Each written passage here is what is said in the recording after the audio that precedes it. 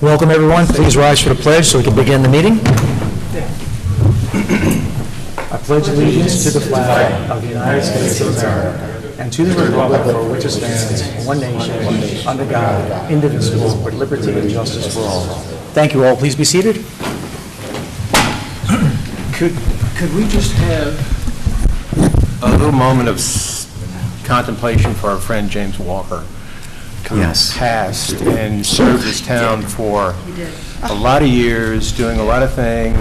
The last participation was the comprehensive plan update. I networked and did business with him for, didn't do business, but networked with him for years. I know a lot of people knew him. He's always a gentleman, always speaking positively, always pleasant to be around, and just a wonderful citizen, I think, lifelong. And it's a great loss. It's a shock, and I just want his family to know that we're thinking about him.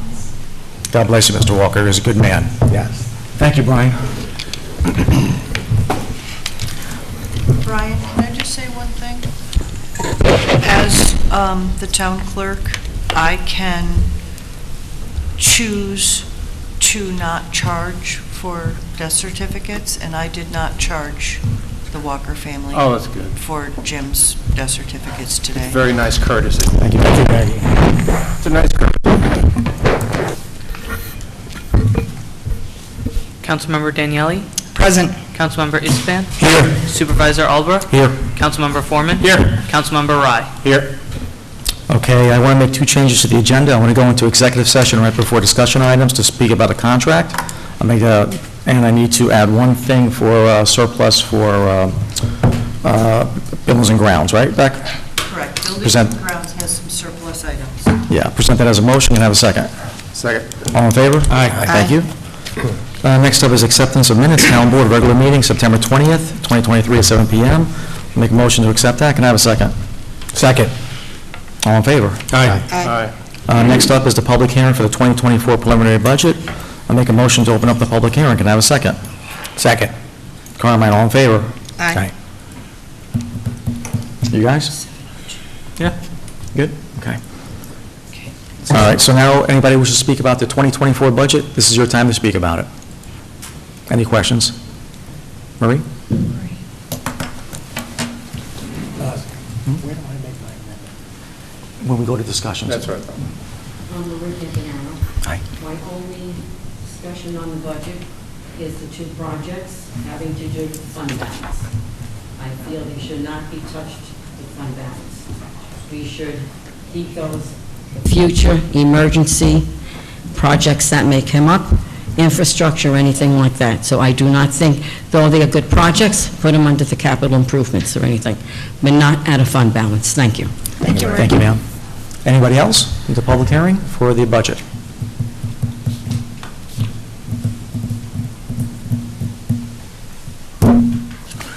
Mr. Gabb, if we close it, can we make amendments during discussion, or should I leave it open? You should make amendments during the resolution section. During discussion, you discuss what amendments you might want to make, and then when you get around to actually approving it, make your motion to amend the budget. Amend the budget. Should we close the public hearing then? Yes. Does that matter? No, you should close the public hearing. Right now? Yeah. Okay, I make a motion to close the public hearing. Can I have a second? Second. All in favor? Aye. Aye. Thank you. The public hearing is done. Next up, introduction of new employees. Do we have anybody here getting hired? No? Okay. Next up is privilege of the floor for general town items. This is the opportunity for you to speak about anything regarding the town of Fishkill. Who wishes to speak? Mr. Stark?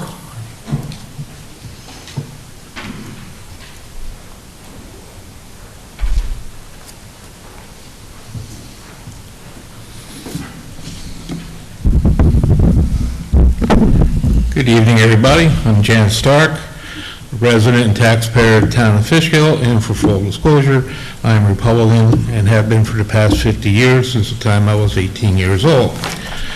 Please understand that while I am a Republican, I vote for who I believe will do the best job, regardless of party.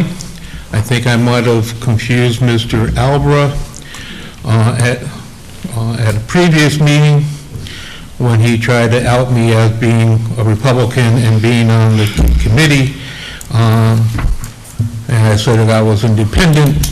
But since there's no independent party, obviously, or no independent party in New York, you can't belong to it, obviously. It should also be known that at one time, and I believe this is correct, please correct me if I'm wrong, that Mr. Albert was also a Republican once upon a time before becoming a Democrat, and I believe this was during the Joan Pagonis time as supervisor. But again, I could be wrong on that. Before I get into the actual comments I want to make, I want to give a shout out to our police chief for working with Congressman Lawler to going over the final steps of securing the funds for the body cams for our police department. I think that's a job well done, and he should be commended for it. At the last town board meeting, I made some comments regarding the actions of members of the board with regard to talking about the business of the village of Fishkill and their planning board. While citizens of the village are citizens of the town and pay taxes to the town, they have a right to talk about matters in both municipalities. But I do not believe that it is appropriate for us to interfere with the village since we do not pay taxes there. They are a separate municipality with their own laws and regulations, and they should be left alone. I would also like to apologize to the board and our community for my out-of-order comments about the supervisor and councilman foreman campaigning and arguing when I said they need to stop the foolishness and attend to the business of the town for which they were elected to do. So I was a little bit more than shocked when Ms. Gaston, the candidate for county clerk, Democratic candidate for county clerk, got up to speak, and the first words out of her mouth was to attack me for comments about civility and saying that I attacked her verbally 2 years ago when she was running for town board and asked her to stop acting holier than thou. While she might have taken offense to my comments, she in return attacked me at one of her last board meetings, and all I did was defend myself. So I found it interesting that she would say it again about a constituent whose vote she no longer has. Secondly, and most importantly, is the attack levied against Mr. Foreman by Greg Totino, chairman of the Democratic Party in the town, confidential secretary to the supervisor, and candidate for town board this November. Some might feel that his position and that he is in charge of all eGov communications might have a conflict of interest, but that's just my opinion. And it's not based in fact, it's just my opinion. Mr. Totino inferred, and that's kind of a polite word, he actually attacked and accused Mr. Foreman committed some nefarious acts by posting on his campaign Facebook page a copy of the check Mr. Albert received as reimbursement for legal services or legal fees he incurred for a lawsuit against him once he became supervisor. A lawsuit prompted by his actions on December 30th, 2020, but that's an argument for another day. Mr. Totino claimed Mr. Foreman compromised the financial integrity of the town and inferred that Mr. Foreman got the check inappropriately as if he hacked the financial computers of the town. Nothing can be further from the truth. But unlike Mr. Totino and others that attacked Mr. Foreman, I did some digging. First of all, the check is a matter of public record and can be foiled by any citizen. Secondly, the town makes payments by check to every employee of the town and vendors they deal with so there are a lot of people that have access to the routing number and the account numbers of the town. Mr. Totino receives a check with this information every payday. In my opinion alone, I believe that Mr. Totino and others were put up to this to discredit Mr. Foreman, hoping to make it easier for Mr. Albrecht to be reelected. Finally, I would like to address the vote taken on the $200,000 lights for the fields that the Little League plays on, and is also available for community use. Anyone wishing to use those fields for whatever purpose pay a fee to the town, including Little League. It took no time for Mr. Albert's party, Fishkill First Party, I guess it is, to put up signs saying that Mr. Foreman voted against the lights. In fact, he did. But what is missing here is that he was to table the motion until Mr. Istvan and Mr. Rye to be in attendance when this vote was taken. Unable to have the measure tabled, he voted no, and the item can be brought up again. This was just a stunt on behalf of Mr. Albrecht and Ms. Daniels to again discredit Mr. Foreman. Thank you very much. Anybody else? Hold on, Greg. Citizens first. Anybody else? Sir? You.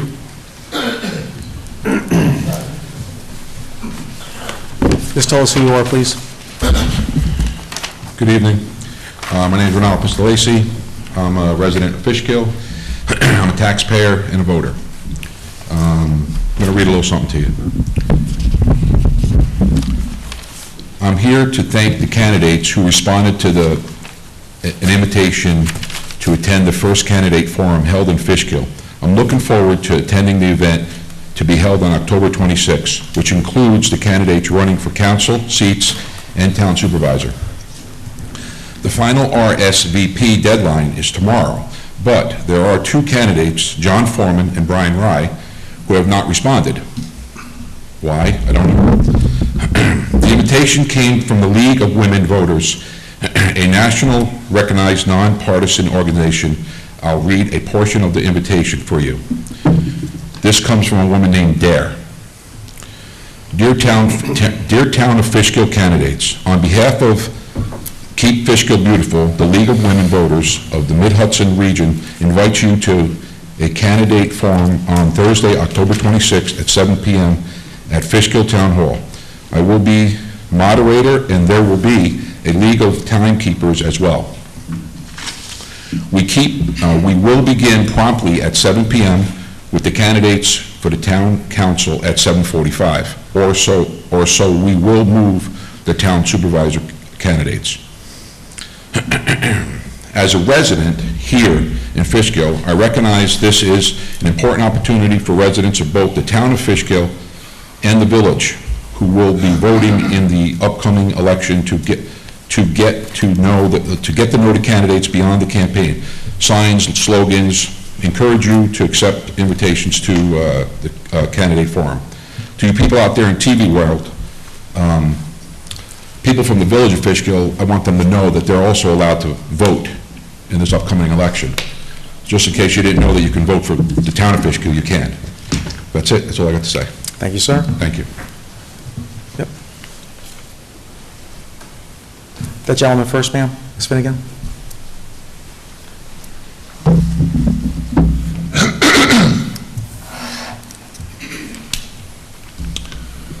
Good evening, Council Supervisor. My name is Dennis Pavlak. I'm a Beacon resident.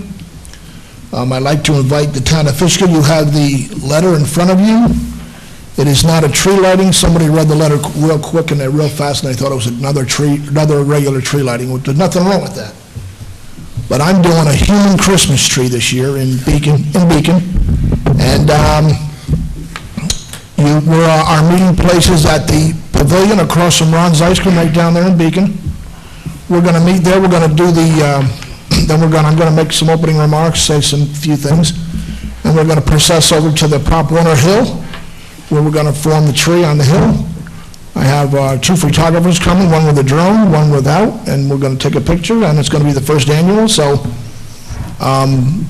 The Pop Warner concession stand will be open for refreshments, to give them a little bit of a, to make some money for themselves. All the money they make, they get to keep for Pop Warner. So it just worked out that way, which is great. So anybody, this event is on Facebook, Instagram, and wherever you want to see to look for it was put on, it should be out there. So I hope to see a turnout. I also put it out to Mayor's College, Vassar College, and Mount St. Mary's, as well as the Beacon School System. So I'm expecting my turnout. I don't know exactly what my turnout's going to be, but I'm expecting with an average guess, I'm expecting my turnout to be about 1,500 or more. Thanks for your time. Thank you, sir. Ms. Finnegan? Hi, my name is Karen Finnegan. I live on Wheaton Avenue in the town of Fishkill, and I do want to reiterate what the gentleman had said, that I am looking forward to the first debate in Fishkill. I'm very hopeful. We have had a couple of people respond, yes. There's a lot of people within the community who have been working to put this together and get the word out. I do think it is important, pleased that Mr. Rye and Mr. Foreman, that you consider this invitation, as I think it's like a great, we always hear when we come up here about transparency and openness, and I think that there is a lot of opportunity here to really get your message across to the people of the town, because we're understanding that the upcoming election is going to set the scene for many years to come with the growth of the village and the town. So, thank you. Thank you. Ma'am?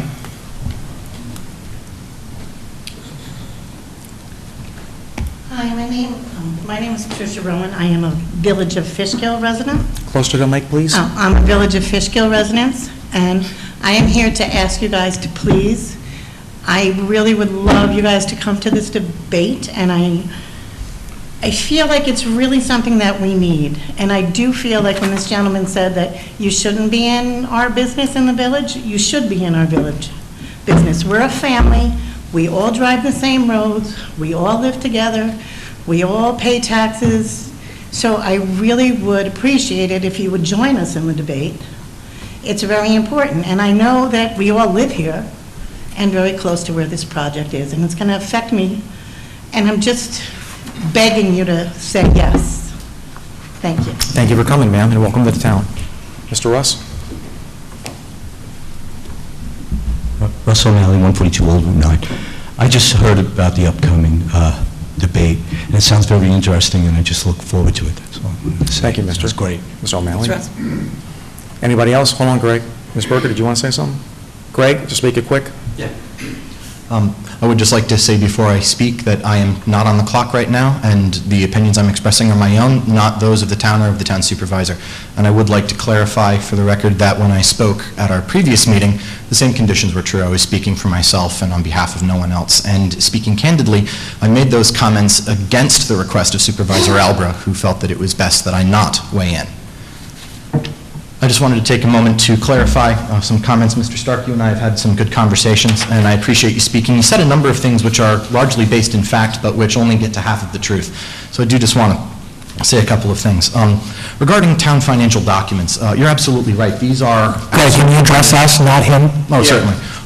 I'm sorry, Councilman. Yeah, so as this board knows, the financial documents of the town are matters of public record and can be foiled. However, as someone who has needed to respond to FOIL requests before, and as I'm sure the town clerk can attest, any time that the document in question contains certain proprietary information, that is information which would not be subject to disclosure under FOIL, such as town's banking and routing information, those would normally be redacted. Now, in the advertisement which was placed, I don't want to rehash it, there were some redactions made, but the redactions did not include the town's routing or bank account number, nor did they include the signature of the town clerk. So the concern that I expressed then, and which I still maintain due to the fact that the advertisement is still online, is that nefarious actors, Mr. Foreman not being one of those, could potentially use that to try to infiltrate the town. Now, I have it on very good authority that our town finances are secure, and I just think that the town's IT and finance staff are to be given a great round of applause for that. Regarding, the paycheck that I receive, it is absolutely correct that the town's bank account routing information is on that, and I do receive that every payday.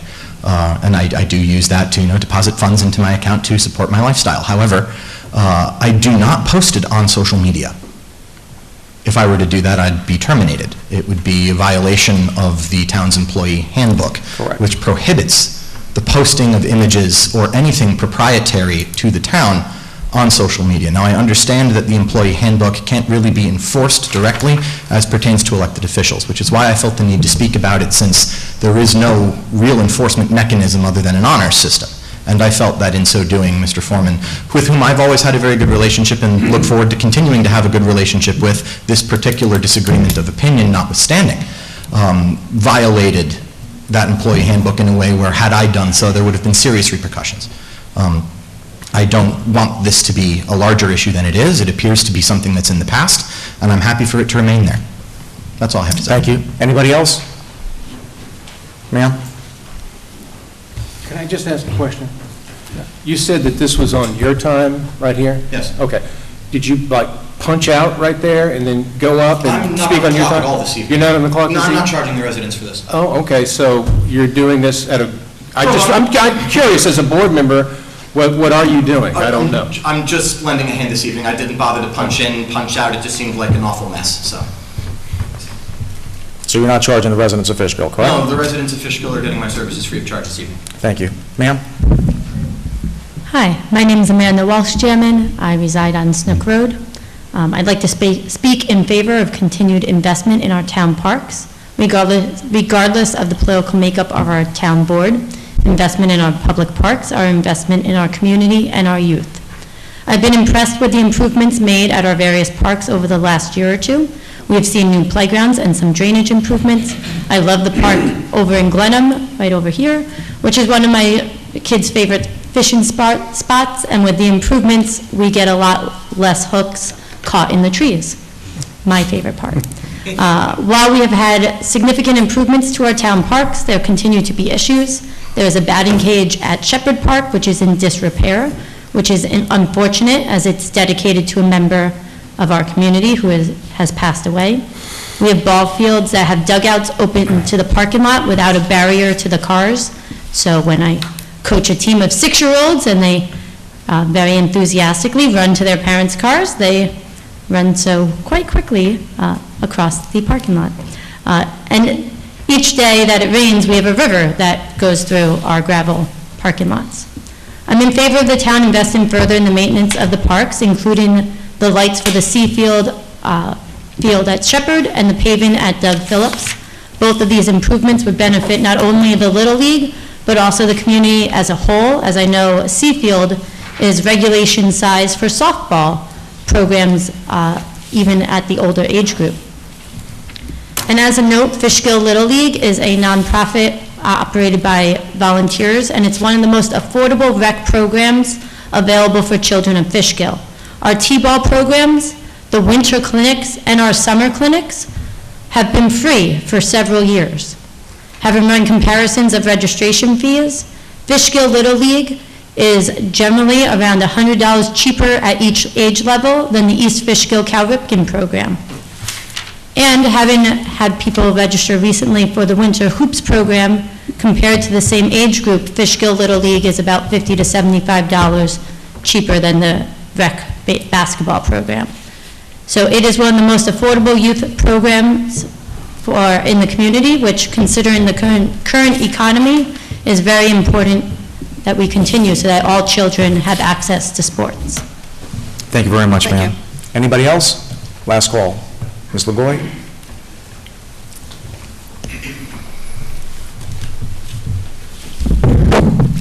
My name is Ann LaGoy. I am a resident in the town of Fishkill, and there's been a lot of debate and disagreement as far as whether or not the town council members should involve themselves in issues specific to the village. And I just want to make sure that people are aware, village residents pay taxes to the town.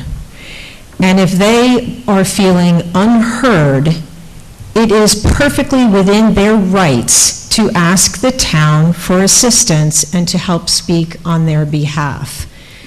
I'm in the town, but I live just outside the village, and I want to thank Councilwoman Daniele for writing the letter, reading it here, reading the letter at the village planning board meeting on behalf of yourself and Supervisor Albra, while another council member sat in the back silent. That council member was tasked with submitting that letter, which was done several days later. That tells me that that council person is not sincere in wanting to represent the concerns of a large number of constituents. So, again, I thank you, and I really want to get the point across that the people in the village who pay taxes are perfectly within their rights to vote for town officials. And I hope that they do get out and vote, and that the two council members who have yet to respond to the invitation and it's actually a forum, it's not a debate, you'll have equal opportunity to respond to questions that will be asked as audience members enter the room. This is not something that, those pesky Keep Fishkill beautiful people are coming up with preordained questions. These are your constituents that want to hear from you, and it gives you a perfect opportunity to speak to them. And I hope that you do. Anybody else? I just have a question for Becky.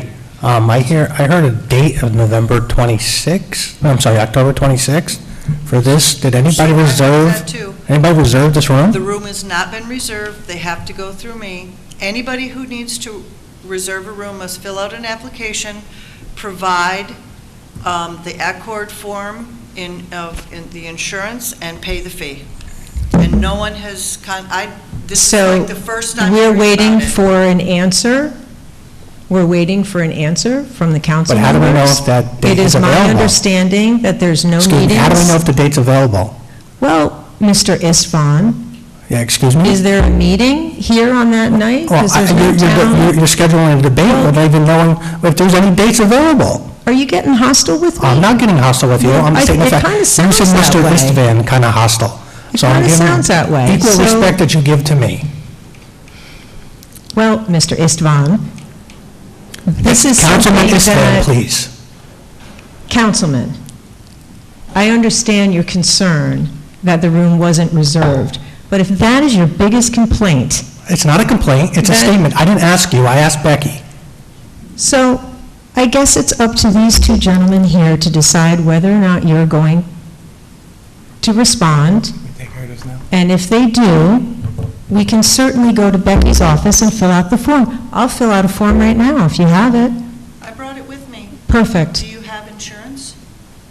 The town code, I can talk to you about it later. If No, great. it's important. That's great. I'm It is not important. saying this to be a wise guy. You need to have No? insurance. No. Hold on a second, he's Okay. gonna make it. No, hold on. I'm not done. Debate or not, it might be moved or not. Okay. Hold on. I Okay. have all Hold the on. information you need, Ann. Yes. My So- thing is, we have insurance, we have a certain protocol, just like we do with I everybody can else. appreciate that. I Yes. can appreciate that. You will And- follow rules, right? And I'm a follow rules too, so I'm stating a fact. Don't disregard what I have to say, it doesn't mean anything. I'm not, absolutely not I'm the disregarding councilman what you have representing to say. everybody. If you invited me, I would go in a heartbeat. So it's not funny. I'm not disregarding what you're saying. I'm not. I don't think that this is an insurmountable problem. So I appreciate that you trying to drag me out on the rug, but it's not an insurmountable No, problem. I'm stating Thank a you. fact. He wants, Mr. Foreman, Councilman Foreman wants to address you. Okay. First found out about this event, Myself or the committee? whoever's listening. Comments. Okay. So this is Are just- you? Okay, because this is an inquiry. If you're not going to debate, just let him Right. know, and then you can make your comments when we get to your liaison comments. Do it. Okay. So you'll know in about May 10 I be minutes. excused? You'll know about 10 minutes from now. Thanks. Anybody else? No second time. How fast? How fast? Okay. All right, thank you. Liaison, remember reports. Councilwoman Daniele, please go first. Before I do my liaison reports, I would just like to respond to some of the remarks that were made by one of our constituents, Mr. Stark. In case you don't recall, about 2 years ago, you can refer back to the video where you literally almost jumped over the table and attacked former council member Kenya Gadsden after disregarding her and being disrespectful. And it was Carmine, who was in the audience at the time, who had to stop you from doing that. So when we talk about civility, it appears that it was you who did not have any civility that day. The tapes do not lie. As far as the response about us interfering in the village, once again, for the numerous time, I will repeat it as everybody else said, we work for the people who are the constituents of the village and the town. The village and the town. It is not interfering when one of those constituents asks us to speak for them. As a matter of fact, it's not interfering when anybody goes to a public meeting and speaks for themselves, whether they live in the village or not. So to continue making it sound like we're interfering is a misinformation and not true. Let's see. I will address the other comments that you made regarding the budget when it's actually budget time. Now for my real liaison report. So on October 6th, I attended my son's John Jay High School varsity football game against Rockland. On October 10th, I attended the Verplank Garden Club meeting as a liaison and also as a member. I want to thank Carmine and his daughter, who came and helped the members locate enough chairs for the meetings. That was very nice of him, so that the people didn't have to stand. On October 12th, I attended the planning board meeting. On October 13th, I attended my son's John Jay High School varsity football game at Mamaroneck. On October 14th, I missed the Fall Festival, which was moved inside to the rec center because I had to visit my nephew at SUNY Cortland. I heard, though, from the supervisor that it was a great event, as well as from Mary Ann. Thank you to all the rec center employees who did another great job. On October 15th, I attended a Verplank Garden Club new members tea and lunch hosted by President Kathy Gambino, which was lovely. And thank you to Angie for making us the beautiful corsages and for all of the great food. On October 16th, I had a meeting with Sharon to review future budget options, which we will speak about later. Later that night, I attended the Village of Fishkill meeting. They will hold their annual winter festival on December 2nd. I believe it's from 2:30 to 4:30 in the Village Hall. They advised us that it's going to be bigger and better than ever before, and of course have a visit from Santa and then the tree lighting. After that meeting, I went to a resident meeting at Dogwood Apartments and met with former council member Kenya Gadsden. That was the tail end of the meeting. But I'm going to contact Ken from the management once I receive an email from the residents so that we can finalize all of their requests and move forward with everything. I think most of the things that Carmine was helping them with have been accomplished, so it's just a few things that we have to tie up, and I'm hoping that we can get this resolved before Carmen and I leave, because I'm afraid it won't be resolved if we don't do that. On October 17th, I met with Carmine, Brandon, and Brian at Route 52 in Old Grange to put Mr. Bodo's hometown banner back up that was knocked down last month when a car hit the pole. So Carmine can elaborate on the specifics of the picker that we used, but it was effective, and Mr. Bodo was very happy and said his 4-year-old granddaughter is very happy to see that it's back up. Lastly, I received beautiful thank you letters from the children we invited to our grand opening of the playground from Mrs. Muller's class at the Fishkill Elementary School. I'd like to thank all of them for drawing beautiful pictures and writing such nice things, and I'd like to just read a couple of the letters. So these are all of the letters that I got, and they're all beautifully colored and very nice handwriting. So one of them from Ella says, "Dear Town of Fishkill, thank you for inviting us to the grand opening of the new sensory park. I had so much fun. My favorite parts of the park were tire swing and cars. I can't wait to visit the park again," from Ella. This one is from John. Nice coloring. "Dear Town of Fishkill, thank you for inviting us to attend the grand opening of the new sensory park. I had so much fun. My favorite parts of the park was the spinny thing. I can't wait to visit again," from John. And the last one I'll read is from Ava, who I think should be a designer with that kind of a drawing. Dear Town of Fishkill, thank you so much for inviting us to the grand opening of the new Sensory Park. I had so much fun. My favorite part was everything. I can't wait to visit the park again, from Ava. So I can leave these for anybody who wants to see them later, but we appreciate all of their efforts in sending them to us.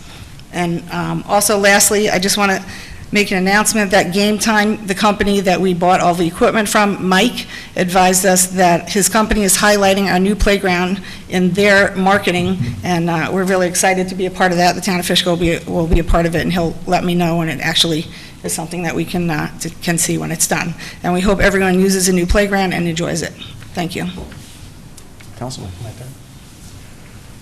Good evening, everybody. Thank you for coming. I just want to make just a statement for future board members that are coming up here, supervisor and everybody, that and Mr. Foreman knows how I feel about that post that he did on Facebook, but if there is a potential breach in our financials, the worst thing you can do is come up here and talk about it so that everybody on TV can hear it or put it out to the public.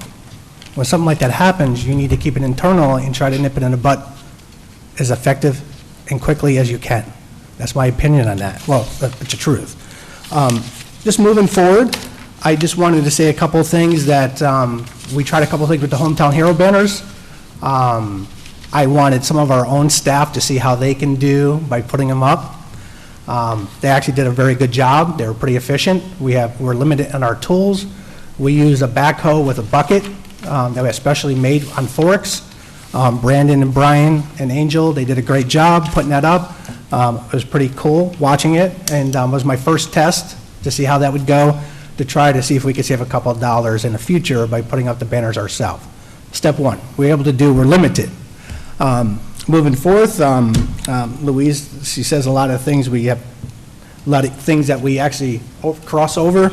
A couple of things I'll give her updates on, and she'll be happy, is that hopefully end of this month, we should be putting the railings in over at the rec center. So that's something we've all been working on. We've been doing a lot of great things on these parks. I look forward to mention a little bit more as we're going into this agenda here. But just I'll mention something, again, a lot of stuff is here today, and I look forward to talking about this as we finalize our finances here tonight. Thank you, Carmine. John? I'm going to switch with Brian. Brian? I, too, really enjoyed being there one more time at the Sensory Park.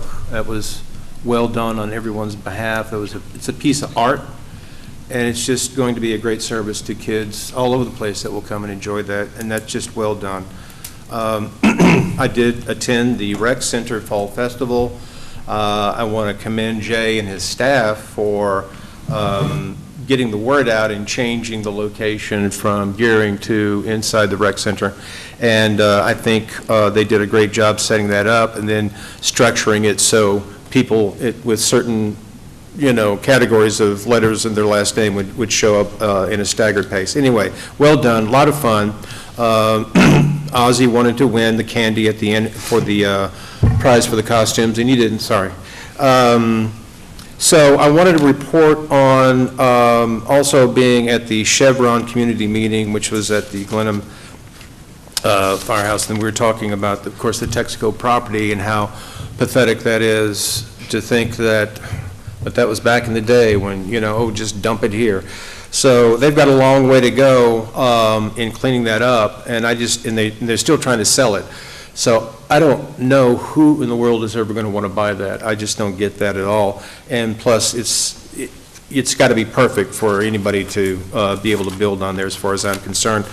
I want to touch on the cadets, and they have they attended last Saturday a tactical challenge. Just going to read a couple of things. Saturday, 10/7/23, the Town of Fishkill Cadet Program participated in their first nearly a tactical challenge. I don't know if that's misspelled, but that's what's written. It's a competition designed to test the cadets' ability to operate in high-stress situations, including felony, car stops, high-risk, arrest warrants, officer down. Sorry, I've got a little bit of a cold here. Tactical combat care and others. Cadets Murtaugh, Testa, McSorley, Santiago, Ross, Mueller, Fells, Toplanage, I hope I did that right, Pano, Butcher, Mendez, and Cadet Lieutenant Norcarino made the journey to Connecticut for the competition. It started at 7 a.m. and it ran for 10 hours. The effort, dedication, and maturity, and this is coming from Sergeant Murtaugh, who has oversight over the cadets, so he's very proud. Maturity displayed with these 12 cadets was amazing to see. Their growth as cadets is undeniable, and the proof was made evident in their performance. The program secured 6 bronze medals and finished among the leaders of New York-based squads. Cadets Pano, Ross, Butcher, Mendez, Fils, and Santiago secured the hardware for the squad. This may have been the first time for Fishkill cadets to attend this event, but it will not be the last. Next year we intend to be competing for the top spot. And this is you know, have you ever been around a West Point cadet and a bunch of West Point cadets, and you just know you're around a special person? Greatness. Well, this is what these kids are. I was thinking about this. It's like our little West Point right here, cadets. I mean, they're just special to be around, and it's a privilege and a lot of fun. And with that in mind, we are invited for Monday, October 23, to the Town of Fishkill Cadet Program. Right here in this very room at 6 p.m. It's the annual Cadet Award Ceremony. The program is honoring those cadets who have achieved milestones in the program and those that have demonstrated excellence during the course of 2023. In addition, the program will be promoting cadets to new positions. This is also an excellent opportunity to meet the advisor of the program. So it starts at 6:30, and I intend on being here. So with all this said, once they've done the competition, they're going to get the promotions, and at the next meeting, they're going to come and give a presentation, and we're going to be able to talk with them and shake their hands and congratulate them on everything. That having been said, I know tomorrow at 5 p.m. is a vets meeting. Isn't that right, Virgil? 5:30. 5:30. I'm glad you're here to correct me. So we need to talk about getting Virgil a way to get in the building when we're not here so we can let the vets in, but we'll do that at a separate meeting.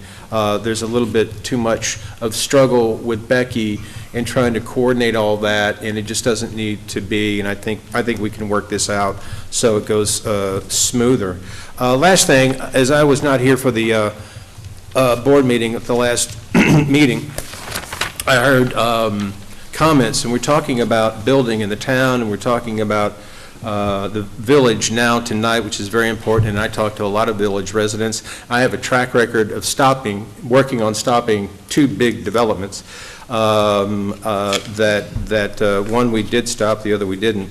But I think I alerted us to an RFP that came out for downstate, and went to that when they had the walkthrough, and then alerted when I heard that they changed the RFP for housing, and I got wind that there is a developer coming in, or sniffing around to come in to do the 300 to 1,000 homes, which is disastrous just to think about it.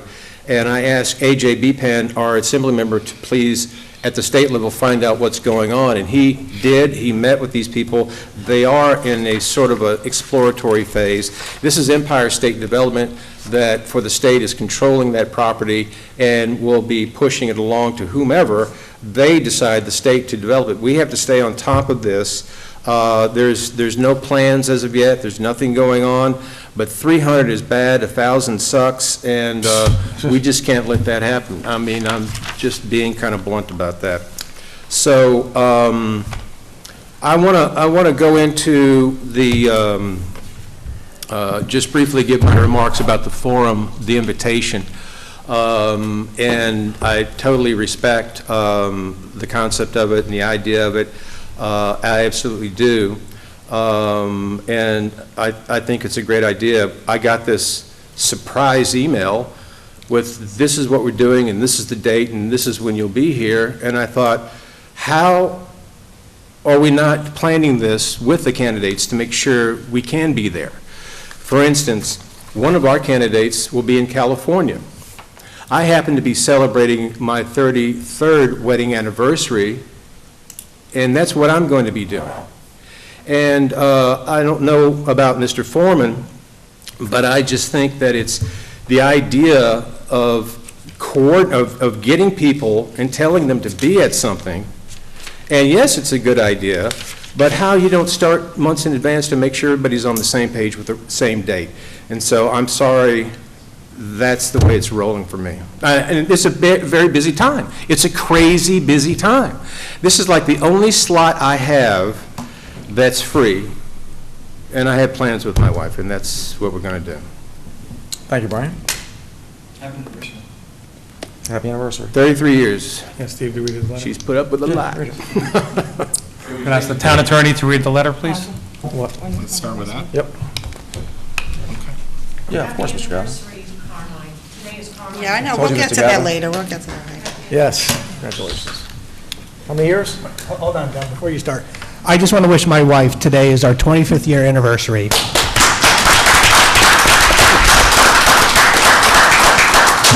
We always have a saying that I love you infinity plus 2, so shout out to my wife.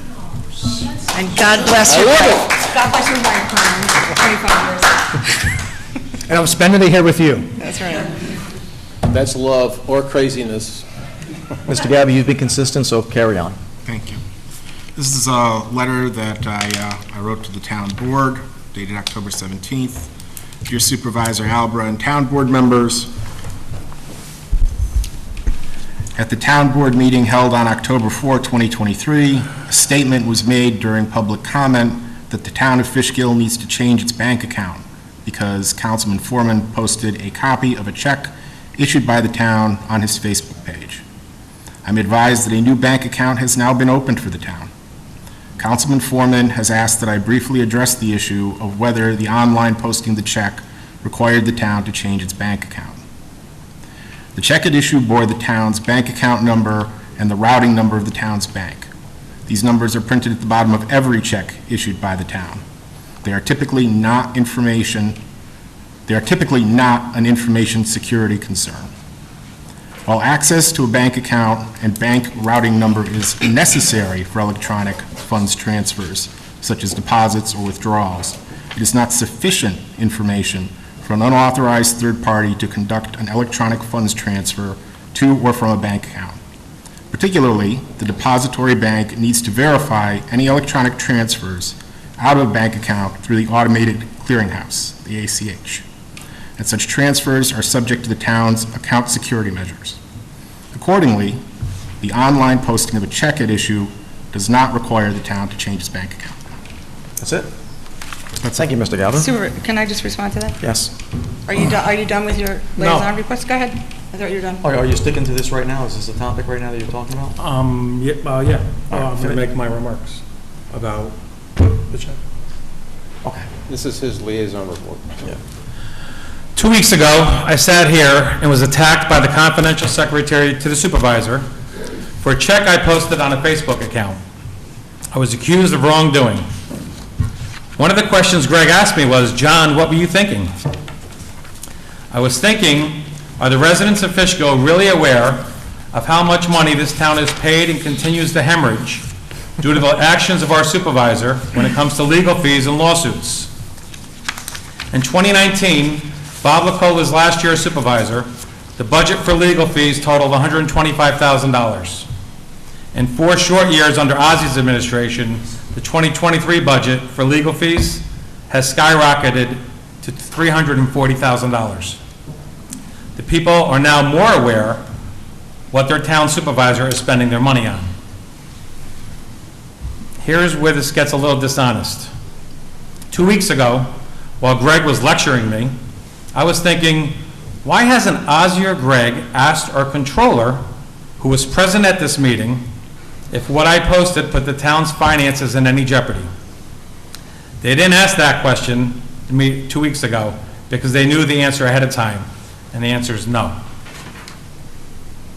So, I'm going to get into the debate. I first found out about this event when I was notified by an email on Sunday, October 15th. No one had the courtesy to ask me or any of our candidates that I'm aware of about the idea of a debate, much less moving forward and scheduling one. How do you schedule a debate without first having some input with the candidates? I've participated in several debates and meet the candidate events during my time as a county legislator. Typically, the details of scheduling with the candidates, getting a venue, agreeing on a moderator, are all done and agreed on ahead of time. That's not what happened here. I've been a candidate for this November's election since January 19th. There have been representatives from the Keep Fishkill Beautiful organization who have attended these town board meetings throughout the year. There hasn't been one conversation that I'm aware of that included the idea of scheduling a debate.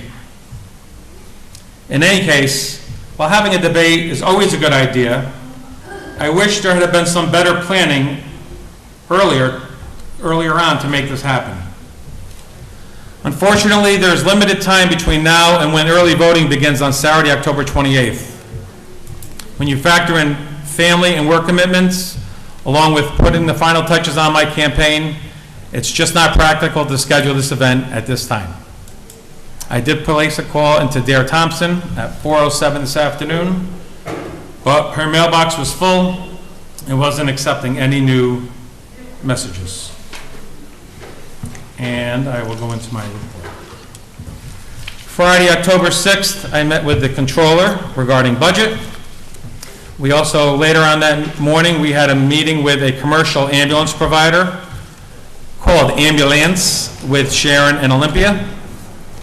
Sunday, October 8th, I attended the Fishkill Historical Society event. Monday, October 10th, I attended an event at the Fishkill Rural Cemetery naming the columbarium in the name of the late Chuck Thies. Thursday, October 12th, meeting with Councilman Rye and Sharon regarding budget. Later that evening, I attended a chat at the Van Wyck Condominium Clubhouse with Supervisor Albra. Saturday, October 14th, attended the Fall Festival at the Rec Center. Sunday, October 15th, spent 90 minutes in front of Sam's Club supporting the Fishkill Food Pantry. Monday, October 16th, attended an update meeting at Slater Chemical Firehouse regarding the Texaco property in Glenham. Tuesday, October 17th, met with a couple of officers from Beacon Voluntary Ambulance Corps. And Wednesday, this afternoon, I spoke at a public hearing against the proposed 2024 Central Hudson rate increase at the Poughkeepsie Town Hall. That concludes my report. Thank you. Supervisor. Carmen's got a quick follow-up, then you. Yeah, that's fine. Eddie Colon, part of the Fishkill Food Pantry, wanted me to let everybody know that Saturday and Sunday, we did a food drive for the Fishkill Food Pantry. We raised over $1,100 and about 13 truckloads. And I'm sorry if I'm off by 1 or 2 truckloads. He did send me the information, but they serve on a weekly basis about 1,000 meals. So good job, Fishkill Food Pantry.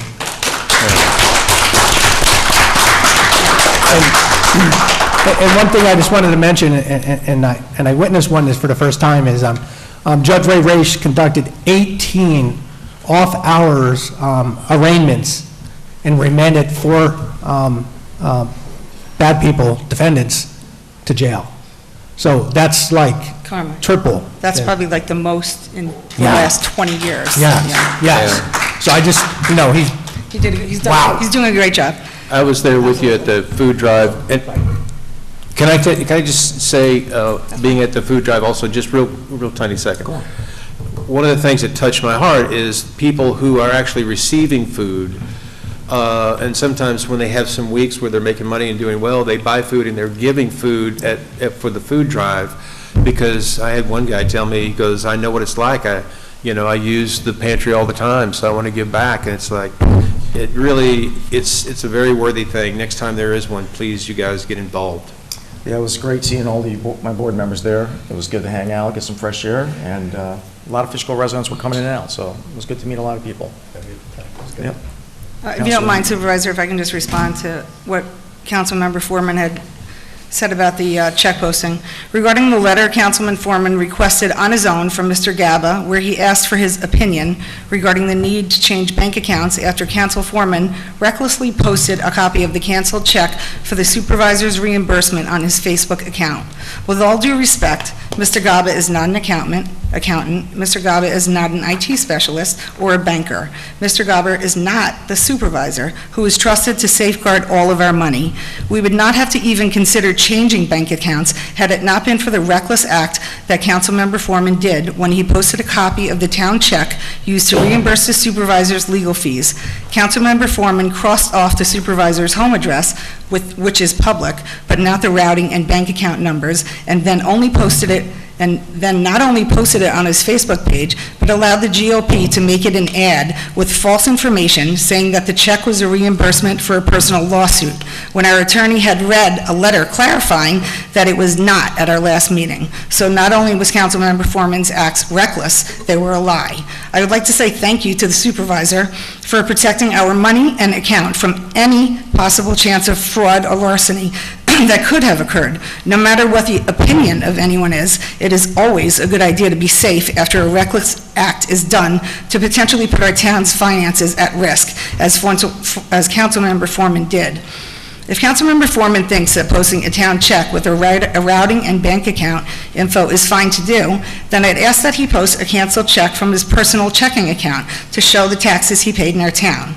Oh, I forgot, he doesn't pay taxes or own any property like the rest of the board members. So I'd instead ask that he post on his Facebook account the last 2 years of canceled checks of rent he allegedly paid for the room in a house he doesn't own, a house he doesn't rent, but rather the claim that he rents a room there.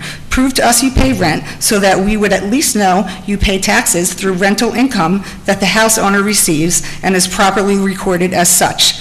Be transparent. The people have a right to know about those who are supposed to be representing us. Thank you. Oh, and one last thing. We are not afraid, Ozzy and I, when we first came on this board, we are not afraid to stand up for residents against developers. So if that sometimes means that we have to sue people, a developer, then we will do so. We will not lay down and let the developers take over our town. And we did that when we first came in here, and he can attest to it, the Rolling Hills is a precedent. That lawsuit set precedent. So we, as long as I'm here, or if I come back, which I just might have to, we will continue to make sure that we protect the citizens of our town, period. Rebuttal? No. Okay. Anything else before we go with my comments? Go for it. I just want to make this check thing real quick. If an employee did that, they would be immediately terminated. That's just the bottom line. Second part, I really don't care. What I cared is I'm being accused of taking money for a private action, which is wrong. I never seek reimbursement for a private action. He knew about it, and he kept saying that it was. That's just wrong. So just want to let you know that I'm more concerned about being accused of taking money from the residents, which is not true. That's just a plain lie.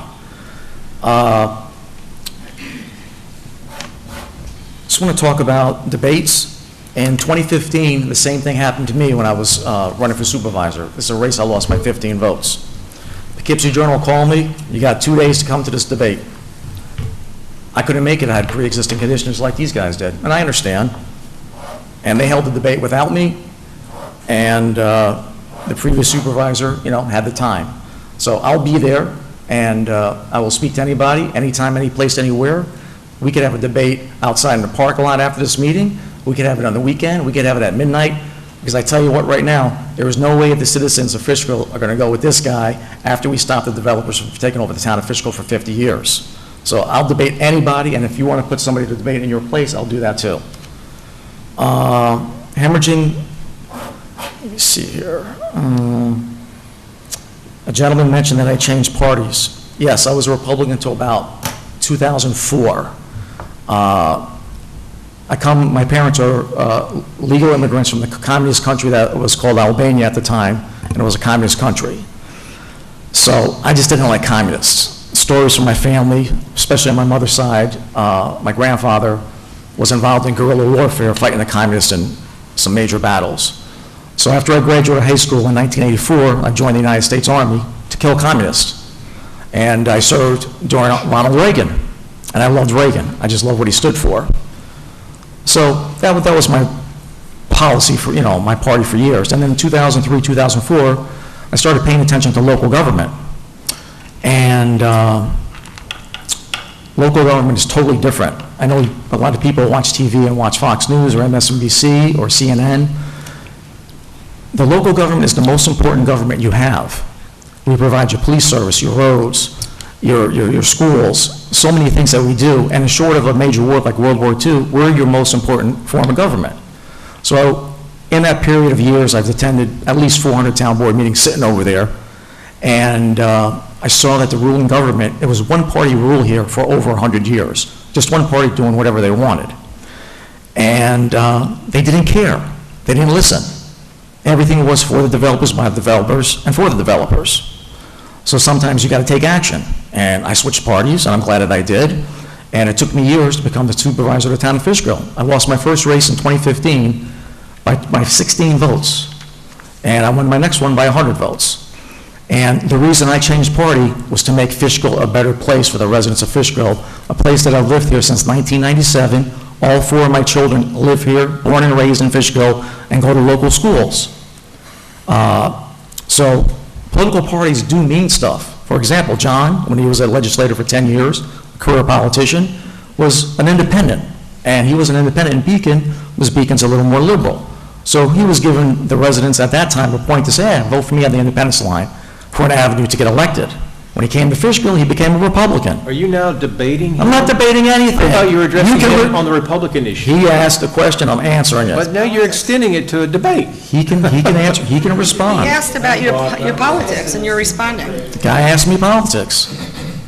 So the councilman, when he moved to Fishkill 2 years ago, decided to become a Republican and was elected on a Republican line.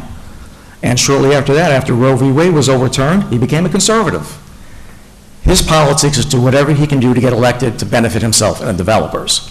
I changed political parties to benefit the citizens of the town of Fishkill. I hope you guys understand that watching on TV tonight. So, there's going to be no debate. I'm also proud that the body cameras are coming to the town of Fishkill. I'd like to thank my secretary, Greg Tatino, Congressman Maloney, and the chief of police for finally getting that done. It's big news. And I'm very proud that the police department has accepted cameras coming to the town of Fishkill. 4 years ago, that wasn't the case. So I'm very proud that the police department has embraced cameras in the town of Fishkill. I agree 100% with Councilman Brian Rye about downstate, and I thank him for keeping me updated on that. This could be a total mess in downstate. This developer... That's a lawsuit I'd be okay with. Let's note the time. And you know what?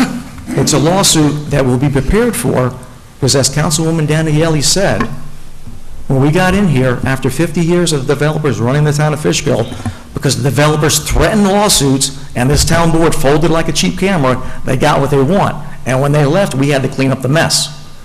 So me and Louise, we challenged Rolling Hills, and we won. It set precedent in New York State that a municipality has a right to enforce its zoning laws. So what's that mean for downstate? Precisely what it means. It's zoned for 80 homes, and we got this to go to war. What's that worth to you? Me and Louise stopped over 1,400 high-density homes coming into the town of Fishkill. What if we weren't here? That'd be in the queue right now. Instead of me talking about debates, we'd be talking about a $35 million school being built that the taxpayers would have to pay for. Okay? So whenever somebody tells you they're not going to sue, they're not going to fight for you, and they're not going to care. It's all about the developers of some people on this board.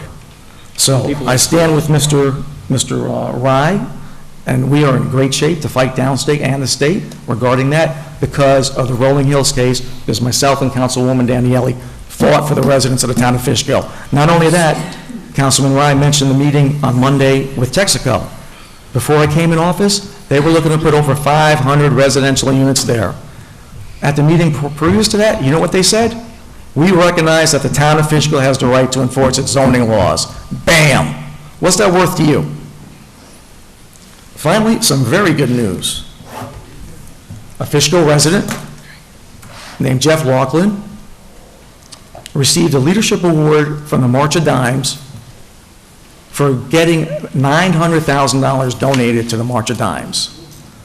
So Jeff Laughlin, on behalf of myself and the town board, Outstanding work. I appreciate what you did, what you're doing for the town of Fishkill, and $900,000 for the March of Dimes is a great accomplishment, and this is a Fishkill resident. Can we hear it for him?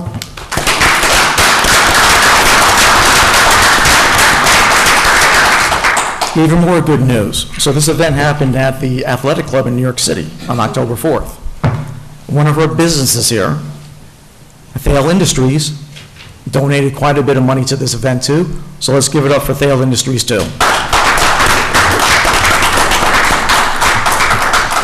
All right, that's the end of my supervisor comments, and we'll have a presentation of a proposed waterfront development by Mr. Perna and his crew. Mr. Perna, the floor is yours. Thank you very much for the time.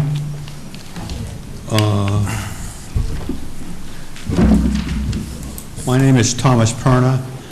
We've been building in the town of Fishkill for some 20, 25 years, specifically the waterfront at Fishkill, right across from the stadium. We built Stadium Plaza, single-family homes, townhouses, apartments, and townhouses. With me tonight is Joe Rena from Site Design, our engineer for the proposed project. Mr. Perna, can you just, you're rocking back and forth, speak in the mic, please, because the residents can't hear you. The project I present tonight, we call Fishkill Landing. This project could have been presented maybe 15, 20 years ago. It's a peninsula of land on the west side of the railroad tracks, and it's basically separated from the town of Fishkill by the railroad tracks. I'd first like to thank the board for its resolution of support for this project. Basically, we've been meeting with the town for some time with the idea of developing the waterfront. Basically, developing the waterfront for residential and for public use. After all the smoke clears of going through the DEIS, environmental reports, applications, approvals, they'll hopefully be able to end up, the town will be able to end up with 110 residential condos, 10 acres of waterfront property, 100 acres of underwater property, together with a road system and a bridge across the tracks. The reason I'm presenting the project today was in the process of making formal application to the town as plans are being developed. And I made the presentation because I think it's a great project because the town benefits, we benefit, I think it's good. But at the same time, I want to tell you that it's not a typical project. Not a typical project, as you'll see from the video we presented, the site plans with the event. We're required to cross private property to gain access to our property, because doing research, we found that the railroad has an obligation under a 1929 covenant to have a bridge at a specific location. To get to that specific location, we have to go through property which we don't own. The other big factor why the project never came to fruition 10, 15 years ago, that we require a bridge to be built across the MTA tracks. We've dealt with the MTA, it's a large organization. Some might say they have a Harriman mentality of railroad, but we have written to them. It's taken us about 4 or 5 months to get a response. We have a response. We're in the process of scheduling a meeting so they could inspect it, and they're reviewing the town's request of them for assistance by their legal people and by their engineering crew. We also have some remediation on the site to do, namely brownfield. The property was previously occupied by a brickyard. They had drying beds there. The property did demolition 25, 30 years ago. They destroyed some oil tanks. There's oil spills property. We have to correct that. Last but not least, typical of a project of this nature on the Hudson River, high front visibility. There's probably going to be opposition by local people and people from outside the locality opposed to anything being built on the Hudson other than what the Indians built. So basically, if I say these factors and present you the video, what's in it for the town? What's in it for the town gets water access by a bridge being built over the tracks, of a half-mile road system, and a public road going over the tracks, going into our property, 10 acres of waterfront property with a road system and all utilities. Part of our planning obviously calls for boring under the tracks, water, sewage, and power. The town with the 10 acres also has potential to build on it as it sees fit. That could be commercial, it could be recreational, but that's all up to the town once they own the property.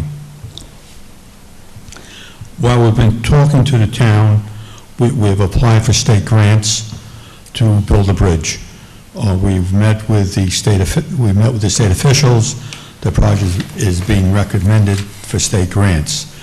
The planning is to make application to the town board, and to the planning board for our project, the 116 units of residential units, a town park, to be going through all the approval processes.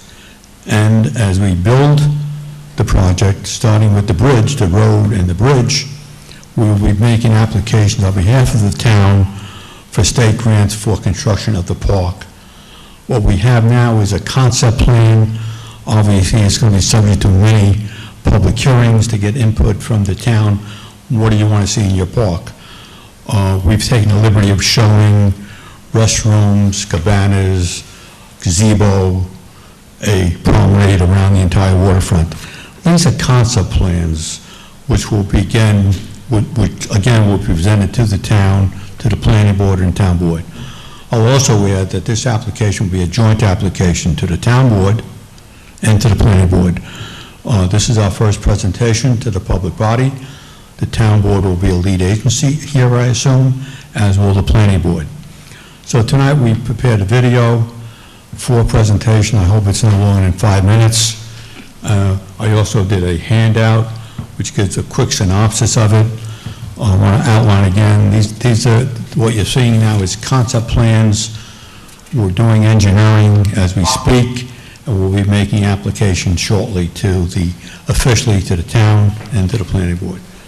You want to say something? Present the video. So at this time, I'd like to present the video, and I'll be open for questions upon termination of same. On behalf of Tom Hardock and RPA Associates LLC, we thank you for this opportunity to present our project, the Fishkill Landing at the waterfront in the town of Fishkill. This project proposes to construct a new bridge and road that will not only serve as a pathway for transportation, but also bridge the gap between neighborhoods, nature, and progress. The town of Fishkill is a tranquil mix of residential, commercial, and office space, surrounded by the foothills of the Catskill Mountains and Hudson Valley. However, Fishkill currently has no public access to the Hudson River, as it's cut off by Metro North Railroad tracks. The new bridge and road will provide much-needed infrastructure that connects the town to the Hudson River waterfront, along with a proposed park and new residential space.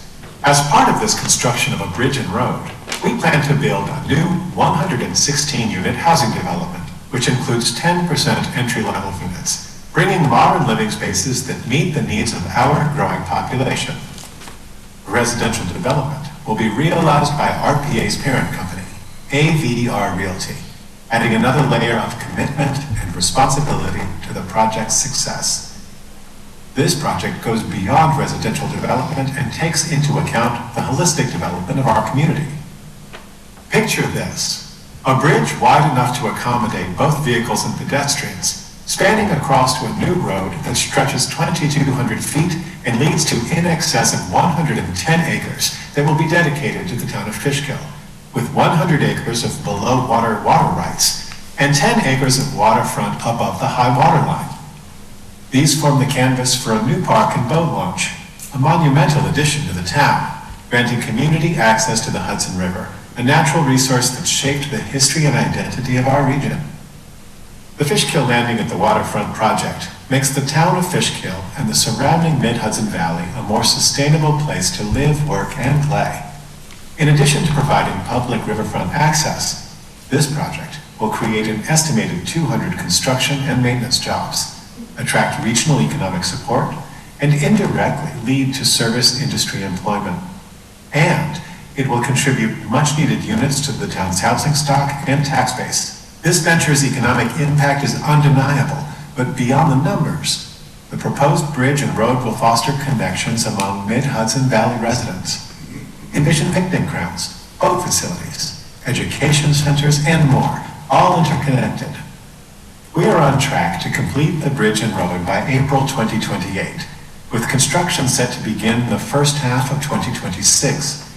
We are seeking approvals from the New York State of Health, the Town of Fishkill, and the MTA, and it's anticipated they will come through by December 2025. More importantly, the completion of the proposed bridge and road will allow for the construction of the proposed waterfront park and new residential building to commence, increasing the housing stock to the area and increasing interest in the town of Fishkill through access to a new recreational waterfront attraction. RPA Associates LLC has been a valuable partner to the Hudson Valley for nearly 3 decades and acquired approximately 300 acres known as the waterfront at Fishkill over 25 years ago. Since then, RPA has developed Stadium Plaza with 30,000 square feet built, another 58,000 to be built, and over 800 units of housing in the town of Fishkill. Our parent company, APR Realty Company, has a 70-year development history with over 100 projects built nationwide. The new bridge and road will not only enhance accessibility for residents of the town of Fishkill, but will attract businesses, tourism, and investments that thrive in areas with improved infrastructure, creating a ripple effect of growth and transforming the community. We anticipate this project will create over 200 construction jobs to build the proposed bridge and road, and another 200 construction jobs to build the proposed condominium units. And with a new waterfront attraction, indirectly, our project will generate employment opportunities for retail and service-oriented businesses and support the regional economy by attracting increased interest in Fishkill. Further, with the high increase of new residents in the mid-Hudson Valley resulting from COVID-19, additional access to more residential buildings is vital. Our project will add 116 units of new housing, 10% of them entry-level. We anticipate the addition of these 116 units will increase the town of Fishkill's tax base by up to $100 million. And finally, the estimated value per zoning of the 10 acres above water dedicated to the town of Fishkill could be in excess of $1 million per acre. We have applied for grant funding to New York State for the road system and bridge. Upon commencement of this phase of the project, we will be applying for the town of Fishkill for funding from New York State for the park component. We are grateful for the support of several local and state leaders and thankful they share our vision to provide the Fishkill community with a direct route to a breathtaking waterfront and public park available to the entire community. It will be a sanctuary for families, a haven for nature enthusiasts, and a hub for recreation. As we move forward with this endeavor, it's essential to recognize that this project is more than a mere construction undertaking. Imagine a new bridge spanning 65 feet, designed not just for vehicles, but also for pedestrians, ensuring that this link is open to all members of our community.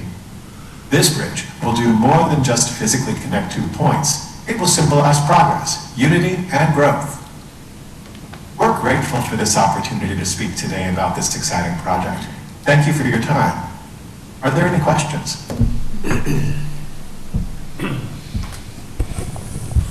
First, I want to say, obviously, first I'd like to say, obviously, I am a developer, and when we first started working in the town of Fishkill, I was 6 feet tall and I had black hair. But I've acquired some gray hair, shrunk a little, but I'm still here developing. So I'll be happy to open it up to any questions. I have, I'm not going to get too deep into this. I just want to, it's beautiful. The concept is great. I think it's got a lot of possibility for the town. There's no doubt about it. I know that we've chatted about this very thing for quite a while here. But here's what I want to plant with you, okay? We have an issue in this town and across the state with next generation volunteers for our fire departments. And we have also local people that may need some employment who can bring their craft and trade, et cetera, et cetera. I'm going to ask you to give great consideration now and plant this seed that we can work together to work on employing those who are volunteering for first responders and those who are in our community, and maybe do a job fair here.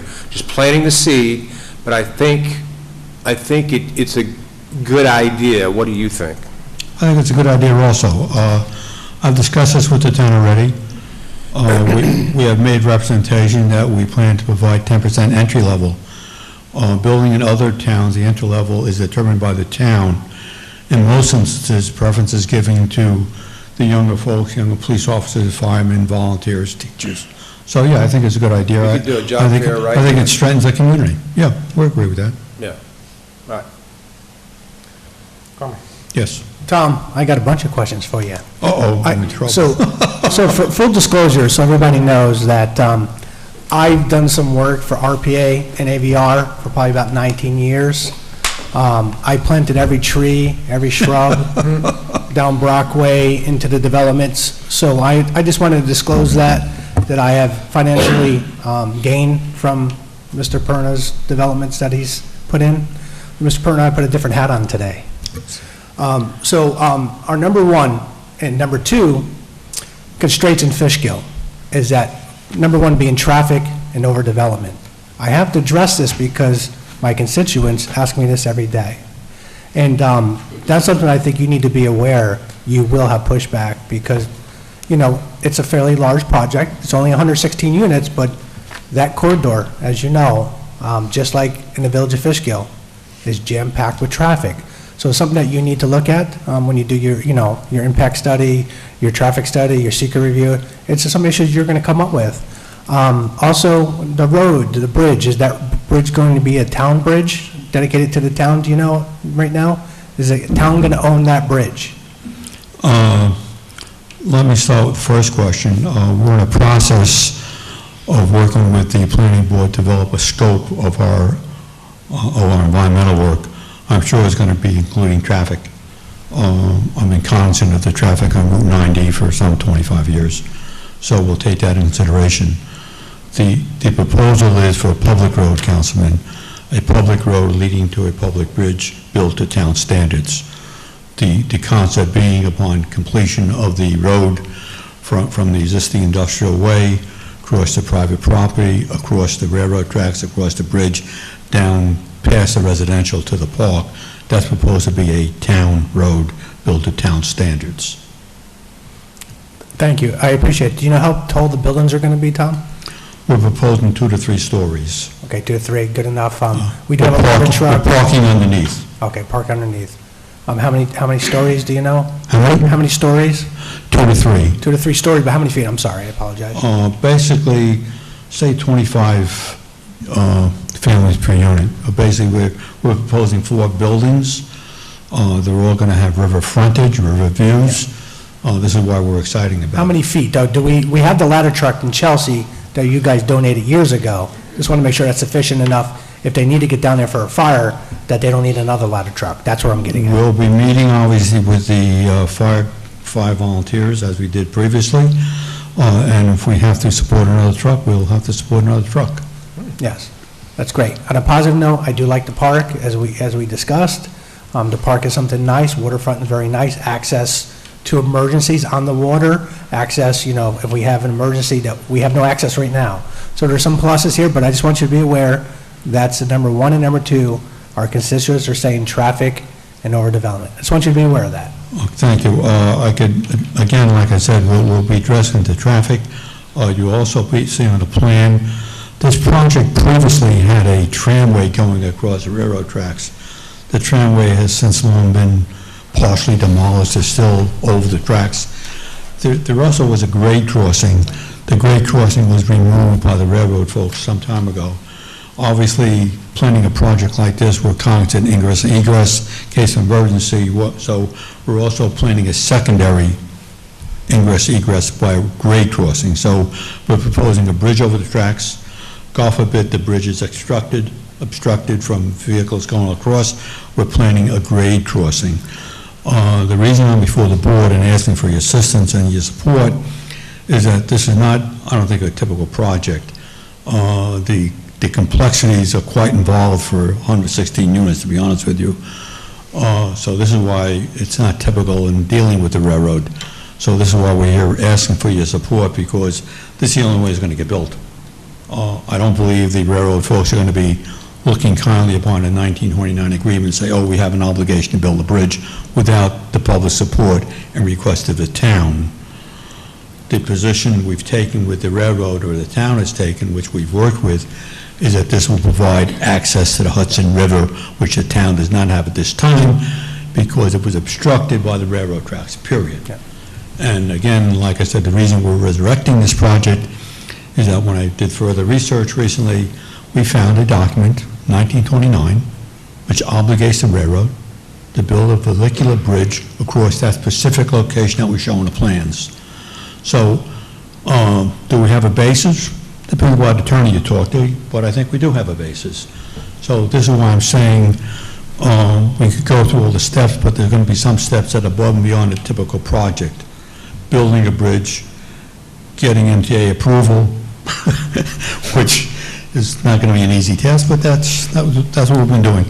Yeah, Mr. Perna, I know in 1999, there was a master plan showing that being developed. I remember seeing that because I bought a house there. My first home was in the Streamside Knolls. There was a master plan showing development. I think we showed 400 or 500 units, and at that time, a bridge cost $8 to $10 million, and the economics just didn't work. I'm not saying a bridge isn't going to cost $10 million plus, but at the same time, we think the demand is there, the market is here, and we found a mechanism whereby we hope to get support from the railroad. By way of support, I mean cooperation from the railroad, financially and also physically. That's the only way this is going to happen. Also, I could say that without the full support of the town, this project's not going to happen, because it's taken over 6 months to get a response from the railroad after letters from the town. 6 months, they just acknowledged they got a letter, and this was after we sent certified mail to them, so I guess we backed them in the corner. So I'm getting at, this is why I'm here tonight, asking for your support, your continued support, and we're here to work with the town as we have for 25 years. Good, and just long-term as me going, taking, if I'm elected come November, putting my highway hat on, is that bridge becomes a town bridge, and I'm just worried about, 15, 20 years, how much that bridge is going to be to replace if we have to do it. At the same time, I'm not, I'll be objective as I can. We're in a building here called the Philanthropic Organization. This project could be very successful. Could be very successful for the fact that we could raise the tax base of the town close to $100 million. That's a substantial amount of money. Not that you're going to get $100 million in taxes, but your tax base with a limited number of homes, which I think are going to be of value, will, I think, contribute to maintaining the bridge. Thank you, Mr. Perna. Thank you. Thank you for the question. I just wanted to say that I'm pretty much in agreement with Carmine said. We hear from all of our constituents all the time about overdevelopment and traffic. For myself, I was a little concerned about this project because Brockway Road, we listened to many of the residents that lived down there who had problems with the Jehovah development that was built down at the end. The traffic studies are a joke. I have never seen a traffic study that actually was true to what it really is.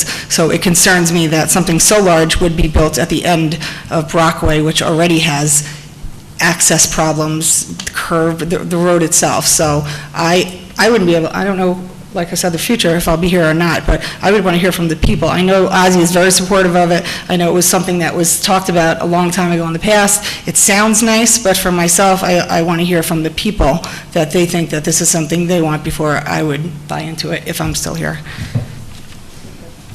Carmine and Louise are 100% correct. For decades, citizens of Fishkill would find out about a development project when it came to the public hearing. Here, we are in the beginning stages of this, and I want to hear from the residents of the town of Fishkill regarding traffic and development and get their support to buy in. This is at the beginning stage. We're on TV. It's right here in front of everybody. This is what open government is about, is to get you guys to buy in. And Mr. Perna indicated he's willing to consider a truck for the fire department, some alterations, And the original iteration was, what, 500 units to go in there?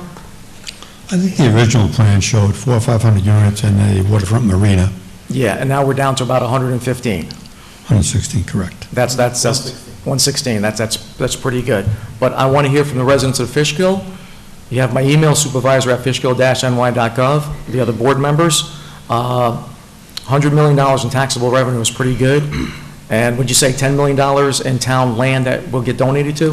I'm estimating that the property being donated to the town, 10 acres, I would think that the town, obviously the town has a right to use it as it wishes, but I would think this could support a little commercial development, maybe a restaurant, commercial, and that land value with that location, in my opinion, could be very well worth $1 million an acre. I'm not saying, so I'm saying maybe you use 1 or 2 acres for some commercial establishment, send out requests for proposals and Absolutely. And put it on the open market. Yeah. So, ladies and gentlemen, I have the same concerns as my council persons. You have concerns about traffic, development, please let us know. This is in the beginning stages. Like I said, for years, I've attended over 400 town board meetings. Every time you would hear at the public hearing, it's either a yes or no, and the public didn't have a chance to opine. You have an opportunity to start right at the beginning stages. This is marvelous. This is what open government is about. I thank Mr. Perna for the opportunity to work with him in getting this project to the public. And does anybody have any questions in the public? Anybody in the audience like to speak? Kenya? Yeah, you gotta go up. Come on, Kenya.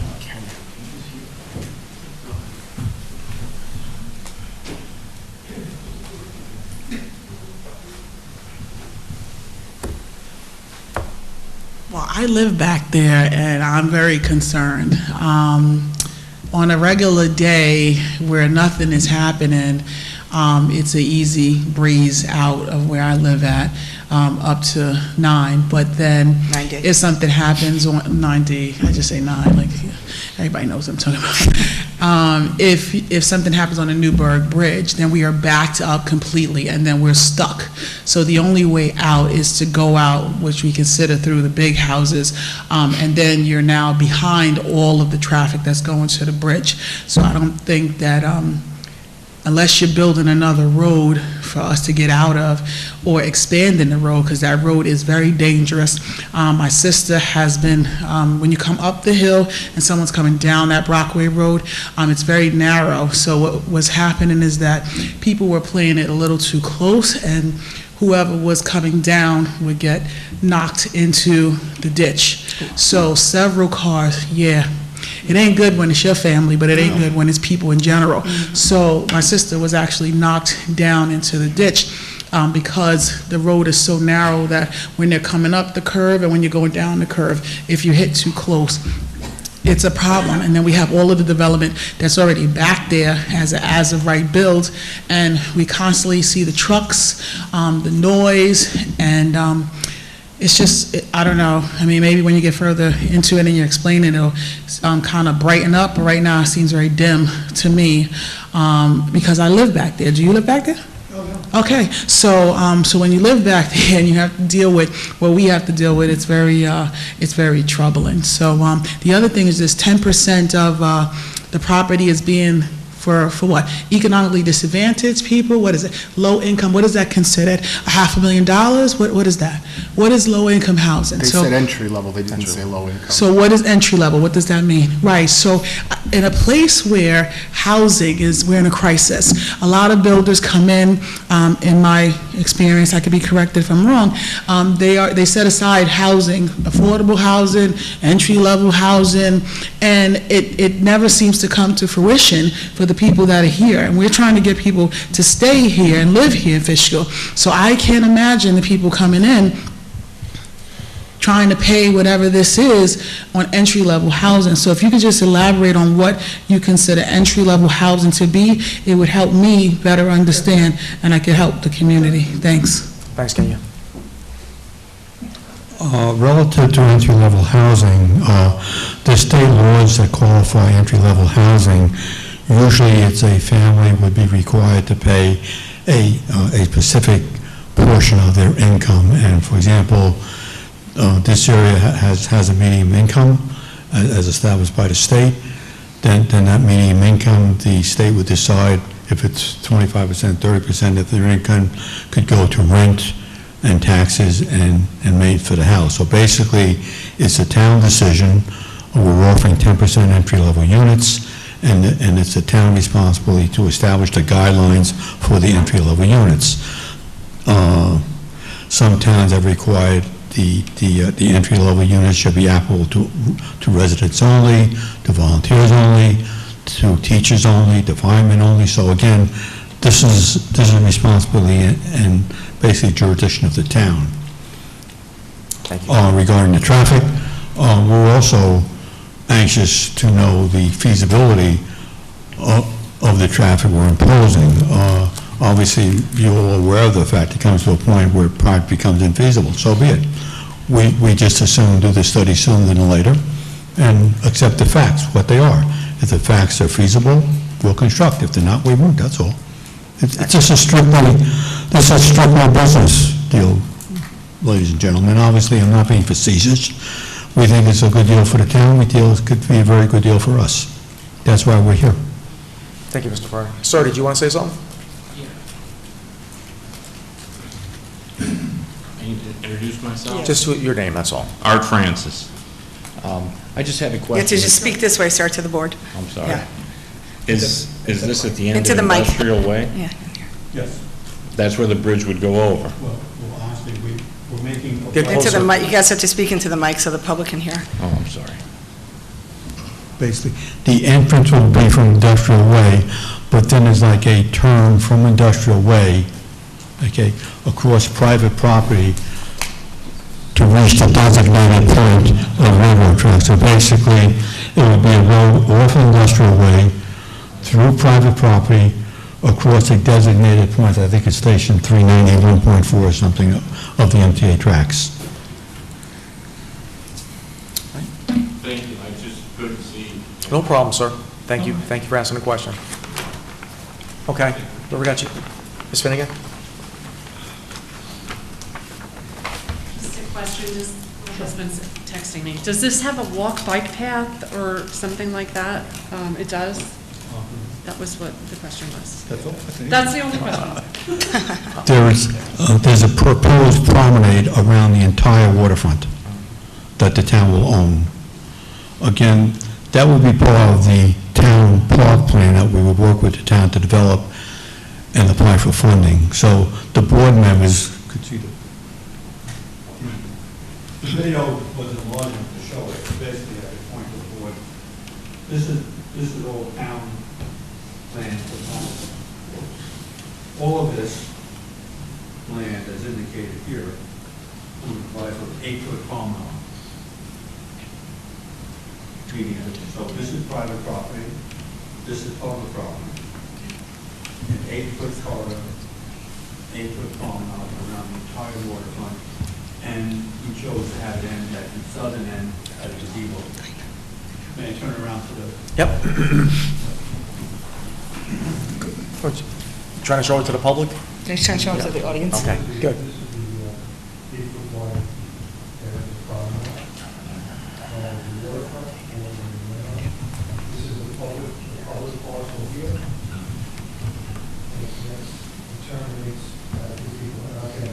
Said, this is just concept.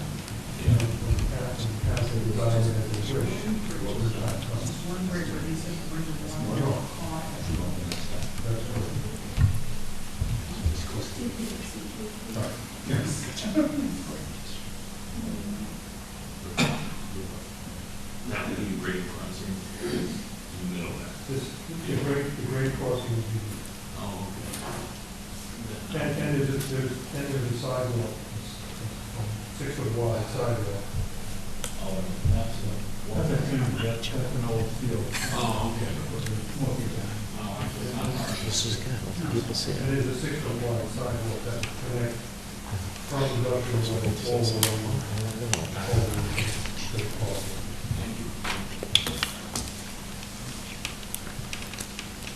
Thank you, Mr. Perna. Thank you. Thank you. Thanks for having me. Yep. Oh, Mr. Stark? One more question. Mr. Stark, one more. Thanks for your support, Oh, there's folks. one more question, Mr. sir. Stark. Sure. Gentleman in back in the red shirt. Hello. We're part of a we're part of a, what? Microphone. We're part of the Greenway project, are we not? With, between Fishkill and Beacon? Am I correct on that, or am I using the wrong term? You're right. Okay, so would this become part of that Greenway project? This project has been presented to the state. Mid-Hudson folks also employ state. On one of our conversations, on one of our Zoom meetings, I discussed this project with Ned Sullivan. I believe he's chairman of the Scenic Hudson. And obviously, the town is open to make it part of the Greenway. And I've asked, I sent the plan for this project to Scenic Hudson. I asked for an opportunity to present it to his folks and see how we can incorporate this into the park system. Excellent. Thanks again. Last thing I'll say is I remember being on the environmental board, and we were trying to do some trails, and I remember the MTA very restrictive about touching, being near, doing anything, going over. So I know that that's going to be a struggle, so it'll be interesting to hear how that works out. I couldn't agree with you more. The unique entity to work with, that's why I'm appealing and appreciate the support I've had so far from the town. And this is not going to be a one-way, this is not going to be an easy path. It's something that's not their standard operating procedure.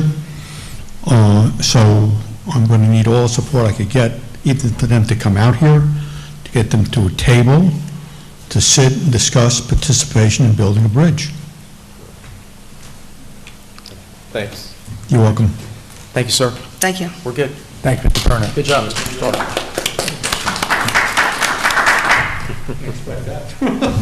Thank you very much. Good night.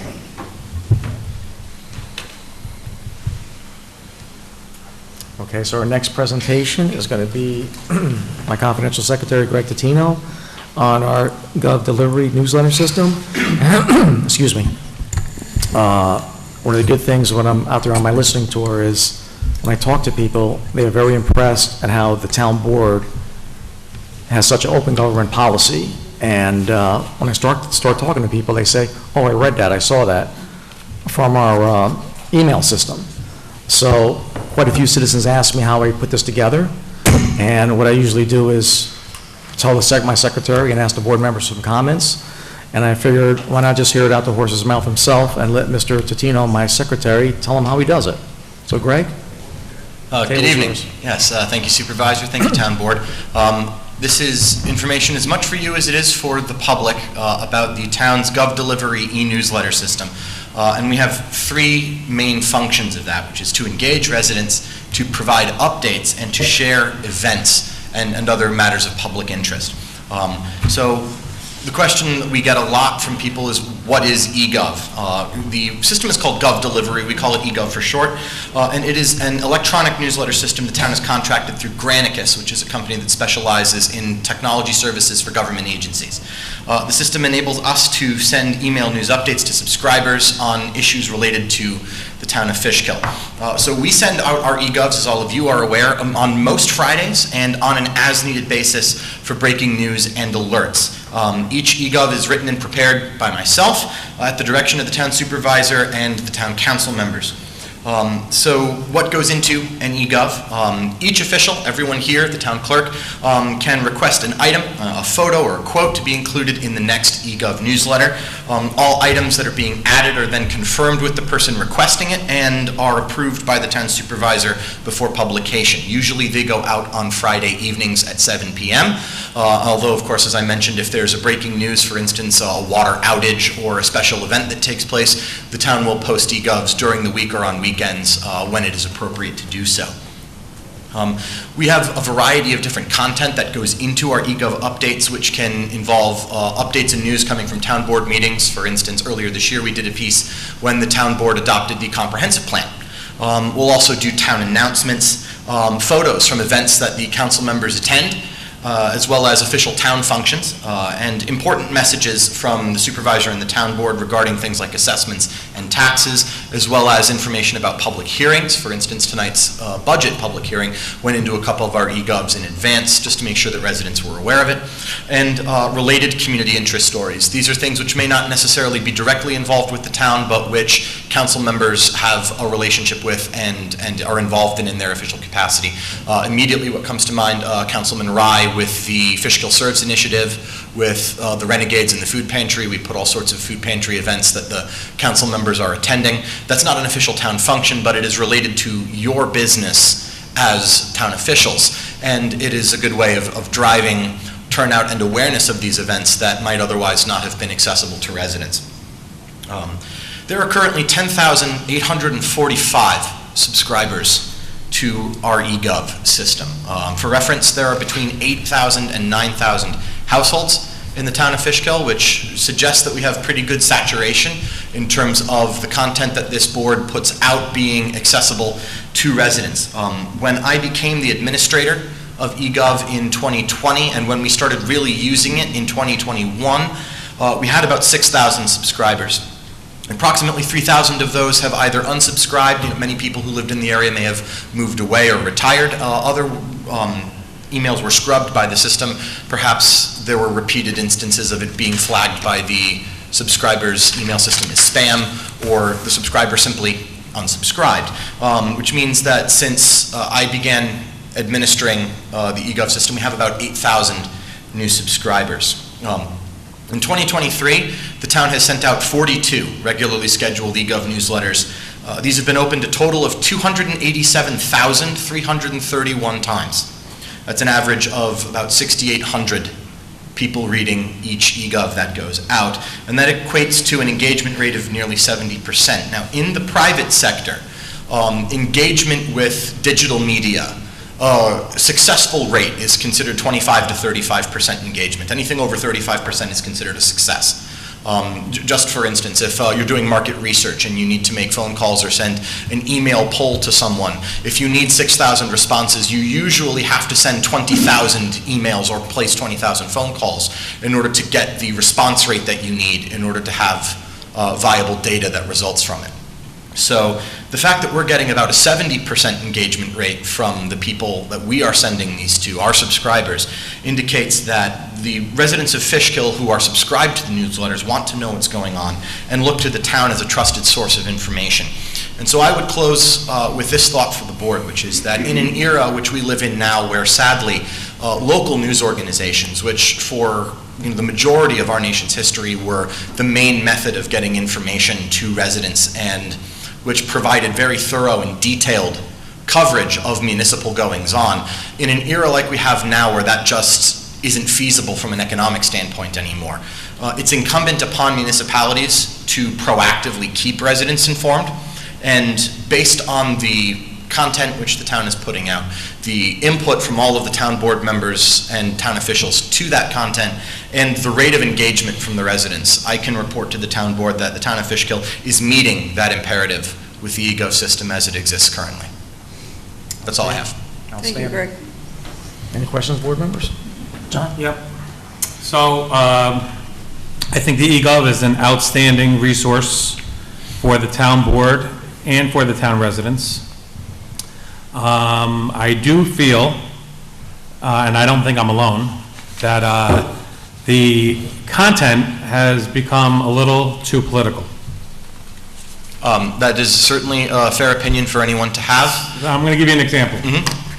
So back in August, we had the National Night Out. Perfect weather, beautiful night, place was packed, and supervisor was on vacation, which I don't begrudge, but the eGov came out, and he was mentioned 3 times in that bit.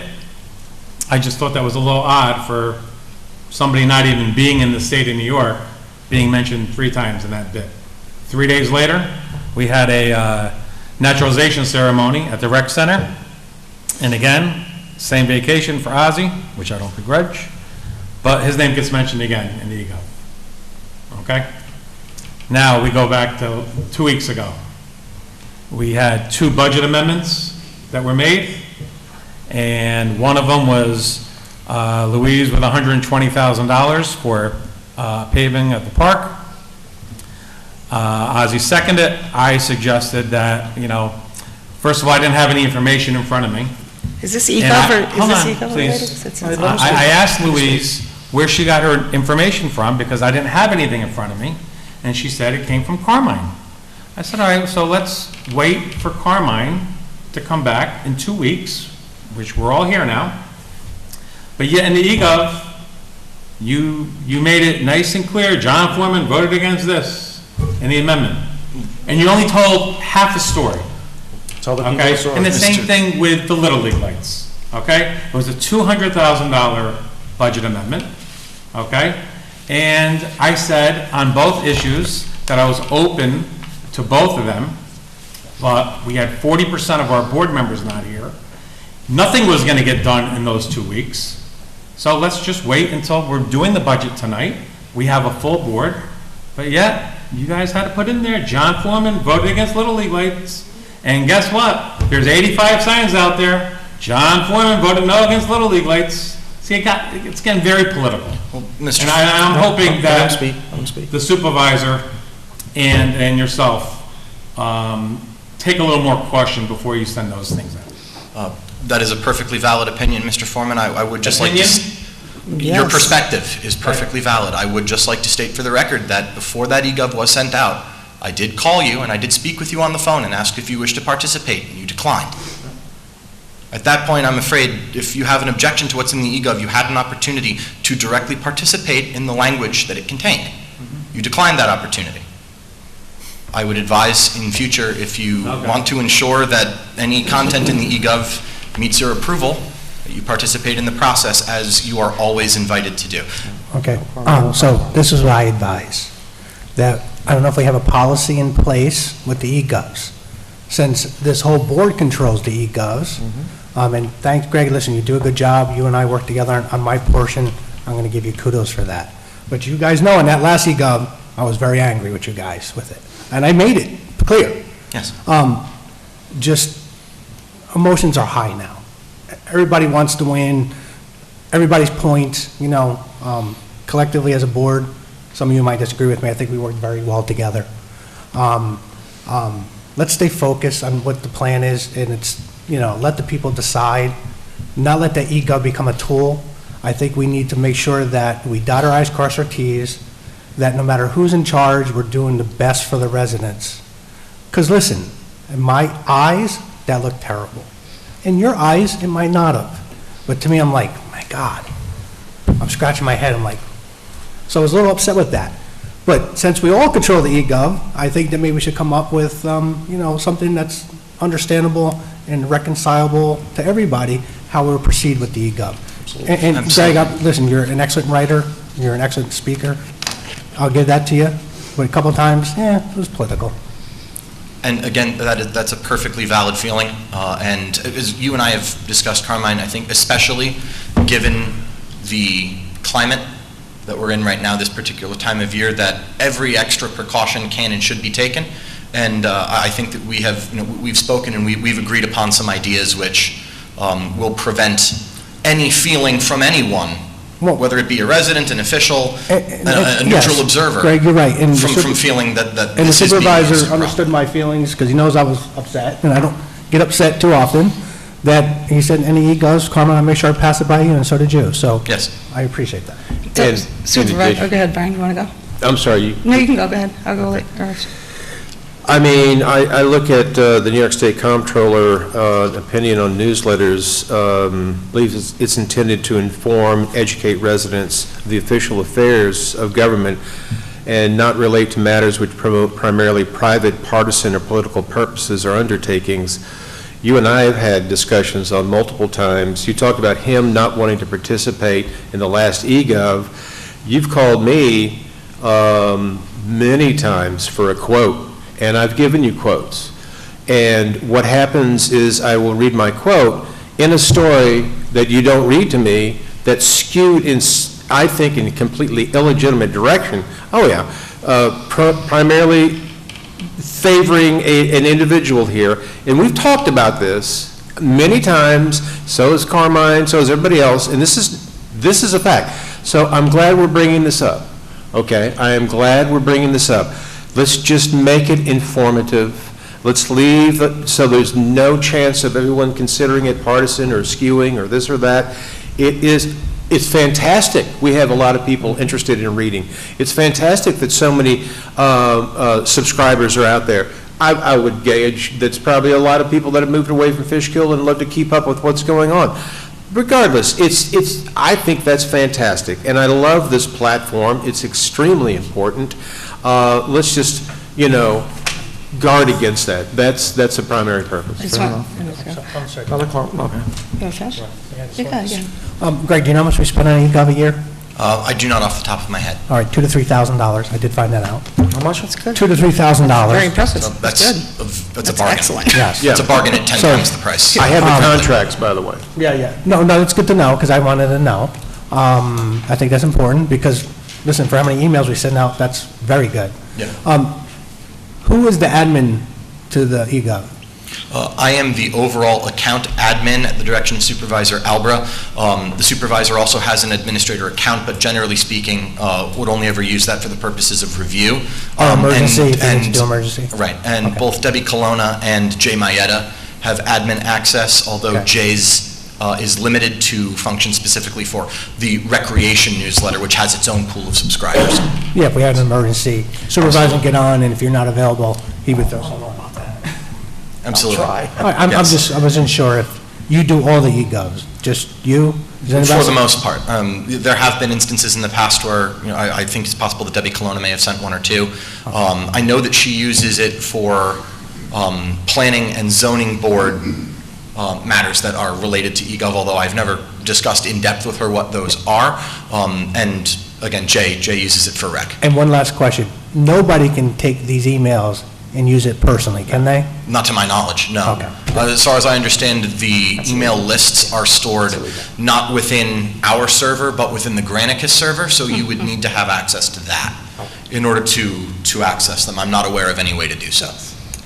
So that's a very interesting point that you brought up, Carmine, because previous to us taking office, I did question the prior supervisor how he got those lists, because my mother, who was a senior, was very upset that she was getting political emails from Bob Lacola. So I think since then, you kind of like improved it greatly, and whatever happened before is not happening again. Correct. Of course, I completely disagree with Mr. Foreman said, because I don't think any of that is political. I think they just fail to realize that the supervisor is, quite frankly, the supervisor. So whether he's away or not, he has the right, and I think everybody would want to hear from him about what the event is, as you have done. And regarding the last eGov, it was factual. That was not anything political. It was nothing more than facts, which I will speak about when we talk about the budget. So if some people just don't want to believe that was a 2-1, there was a nay vote, and it didn't happen, then they need to get with reality, because that was factual, and I'll address that when we talk about the budget.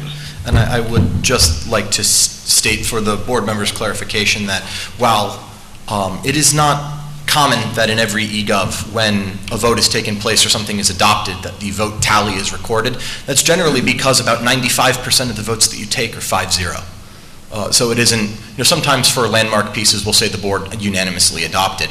However, for the annual budget, since I have been preparing the eGovs, I have always included each council member's vote and offer the council members an opportunity to provide a quote. I would refer them to the eGov last year, which I would be happy to send you as an example of that, where every council member provided a quote, with the exception of Councilman Foreman, who declined.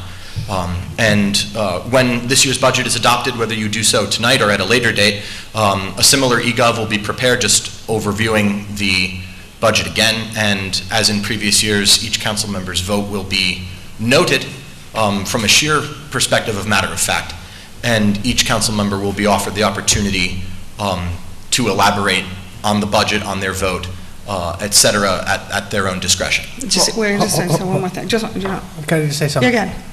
You're telling us how you're going to dictate. We own it. We should be telling you how you're going to dictate it. That's my... He's the admin, right? Yes, you're the admin from our recommendation. Certainly. So that's what I'm getting at, not your recommendation. All right, I just have one Okay. more thing, one more last thing. That's important. Certainly. Okay. As the town council, we tell you what to put in. That's absolutely correct. And the supervisor is the main person. Right. I'm simply advising as to how I am preparing How it, you did it in the past. town board will advise me how they'd like it to be presented. If anyone wants to change that format or do anything, We'll then work on you that can later simply, tonight. move second, et cetera, however you'd like to do it, and as always, I will accommodate. I just wanted to wrap up, just to finalize. I know that when the supervisor and I first came on the board, this was one of the supervisor's visions of having for the town, because it was lacking in the past, and I can speak for myself that communication and people knowing about what was going on was minimal or non-existent.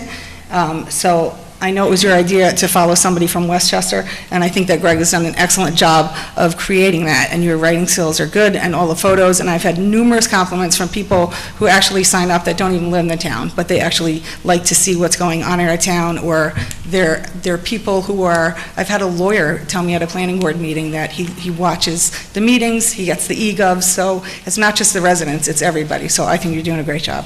Thank you. Yeah, I'll just finally like to say, when my first year here, there was a budgeted position for over $50,000 a year for a communications director, and Greg took that task on with no additional fee, and with benefits probably saved the residents of Fishkill $400,000. So I'd like to thank Greg personally for saving the residents of Fishkill $400,000, and you do a great job, and I commend you for all the hard work you do for the residents of Fishkill. Absolutely, and Greg, we believed in you so much is when you left here your position, we appointed you as the person. Yes. So just explaining that. Certainly, and your feedback tonight is, as we've all mentioned, this is not necessarily a new idea. Everyone has their own idea, and I collectively try to put out a product that is satisfactory to everyone on the board. I appreciate the board's continued faith in the eGov process. I know, again, given the particular time of year and the fact that it ends in an odd number, that this is a time of heightened awareness and sensitivity.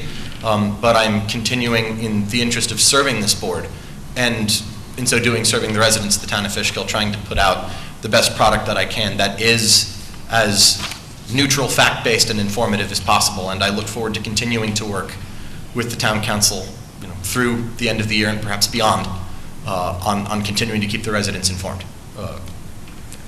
Well done. Thank you. Yeah, this is a great tool. This is probably the most open government town. I like to say most because it's hard to prove that. But almost every resident gets these emails. You guys can come to meetings and speak. There's no 3-minute limit. You can speak as long as you're coherent. You have an opportunity, yeah. That was a free speech timer. That's what it was called for me. Free That speech. took me a long time to get everything I wanted to say in 3 minutes at all those meetings. So previously, you would have to come to a town board meeting, and my predecessor did a good job, too. Some of these meetings were Wednesday mornings at 9:30. That divider would be closed, and I'd be the only person there. You got 1, 2, 3, 4, 5, 6, 7, 8, 9, 10, 11, 12, 13, 14. You got 17 people here tonight. That's pretty good. My predecessor brought the meetings to TV on 7 o'clock at evenings. He put it on TV, and he started the eGov, and we built upon it. And this is a big effort to make sure we're one of the most open governments in the state of New York, and I feel that way. We had that developer come in earlier. You're getting this information from the beginning, not when we're setting the public hearing to get it done, but you're going to have actual input. And that's what open government is about, is working for the citizens of the town of Fishkill and not the special interest. So we're done with our presentations. We're going to go into an executive session. It shouldn't be long, about contracts. I'd like a motion to leave the regular course of business and move into executive session. Can I have a second? Second. All in favor? Aye. We'll be back in like 10 minutes. Promise. Becky, do you have the form? No promises. I'll find one. Because of promise. Let's do your thing first.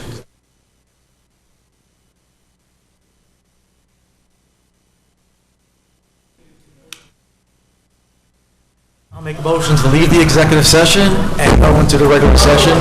Second, there's a motion, second, Carmine, all in favor? Aye. Okay. Greg, can you shut the door? Yeah, Greg. Whoever's last. Is it colder in here? That feels good. 9:18. You turn it down? We ain't got the half thing here. Thank you for everybody for coming back in. All right, so the first thing we're going to do is discussion of the 2024 preliminary budget, and we're going to start with some amendments, and I'll start with Councilwoman Daniele. Okay. I'd like to ask that I be able to speak without interruption, just to start. To recap what happened at the last meeting regarding the budget, for those who weren't here or didn't watch, Sharon advised us that Cape was no longer renting downstairs, so in order not to change the tax rate, I requested that we reduce the contingency from $50,000 to $23,387. Then the supervisor asked that we add another $1,000 to the historian line. That was taken from the same contingency, which made a decrease of $24,387. I made a motion and the supervisor seconded it, and it passed unanimously. That was the one that we did. It's reflected in the preliminary budget. Correct, thank you.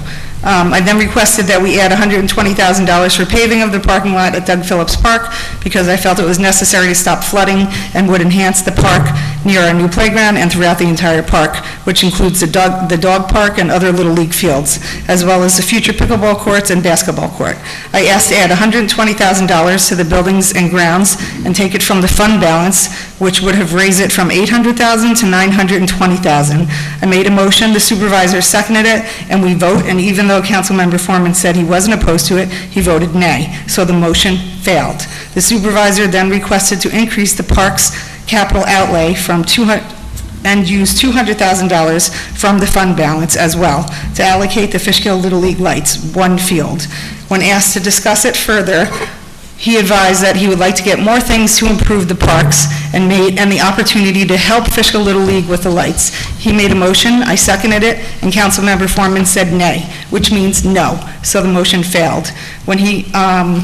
I would like to remind you all that on April 5th, before I left for vacation, I asked the board to table the resolution regarding an insurance agent giving a defensive driving course to some employees because I believe that there was a possible conflict with Councilmember Foreman and his insurance friends. My request to wait until Carmen and I both returned from vacation was denied by Councilmember Foreman and Rye. I even had a female resident come and read a statement for me to no avail. She was later called a derogatory name by Councilmember Foreman in an email for speaking for me. So you proved decisions can be made with 3 people, which is the majority, and they were at the last meeting. The motions failed because of 2 nays voted by Councilmember Foreman for park paving and Little League lights in the park. Even though he advised he was okay with my first motion for paving, apparently Councilmember Foreman was not able to make those decisions himself. So here we are at this meeting. I had a chance to review the budget with Sharon, which I appreciate Sharon meeting with me on Monday, thank you. And I'm making the same request to find money to pave the parking lot at Doug Phillips Park. However, I have been advised that the correct amount it will cost is $146,659 instead of $120,000. Instead of using fund balance, after speaking with Sharon, I would like to use the money from ARPA. The supervisor had originally told me he wanted to save the money in case we needed more money for the Brinkerhoff Merit Connection. I checked with Sharon to see if we would have enough fund balance in the water districts, and she said that we did. She confirmed we have enough money in the water district fund balances, in Merit $372,606, and in Brinkerhoff $158,891. So for myself right now, I'm making a motion to use $146,659, if I'm saying it right.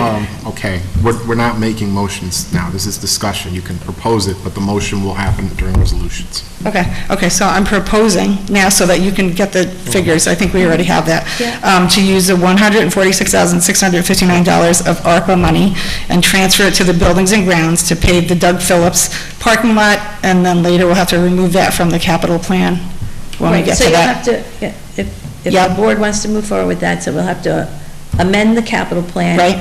To move that project from 2025 to 2024. Right. And show that it's being paid with the grant monies. With the ARPA money, right. And I conferred with Carmine, who agreed it was a good idea, so whenever I need to make that motion, just please advise me and I'll do so. Discussion? Discussion on the streets, yes. So, as I said before, Louise made this motion 2 weeks ago for $120,000 without giving us any information. And now, I guess, maybe she made a mistake, and it's really $146,500. And now we're not taking it out of the fund balance, we're taking it out of ARPA money. So maybe, just maybe, I might have been right, and holding things off. I don't think so. I'm sure. I don't think All right, so Mr. Gallo, how... You can't make a decision, you can't make a decision, that's what it comes down to. Yeah. Sharon's making the list, so there's a couple Yes. things that I'm... The procedure to follow is to discuss now what changes you'd like to see to the budget. And this one is a parking, which parking lot, Louise? That was for the Doug Phillips parking Doug Phillips. lot.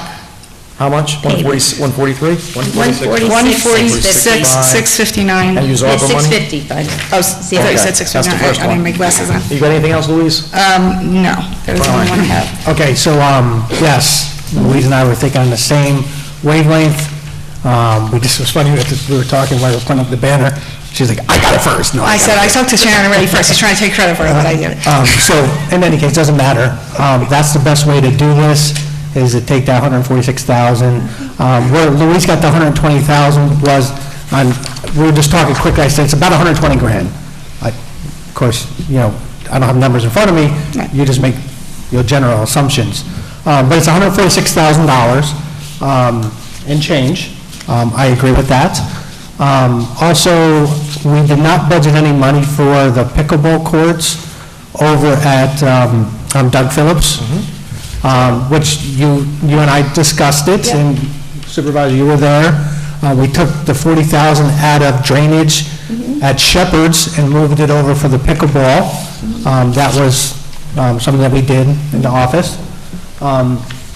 So those are something else but that's already in there. We're good with that, we don't have to do anything? And then you're going to approve, correct? Okay. And I just want to make sure everybody understands, when it comes to lights, those lights are for all the town residents. Those lights are not just for Little League. Little League won't benefit from those lights, of course, because they use it the most. But I just wanted to let you know that Sharon, Supervisor, Head of Little League, Parks, Rec, I've been thinking about how we can maximize lights in the field. Because it's a nice value add, it's a quality of life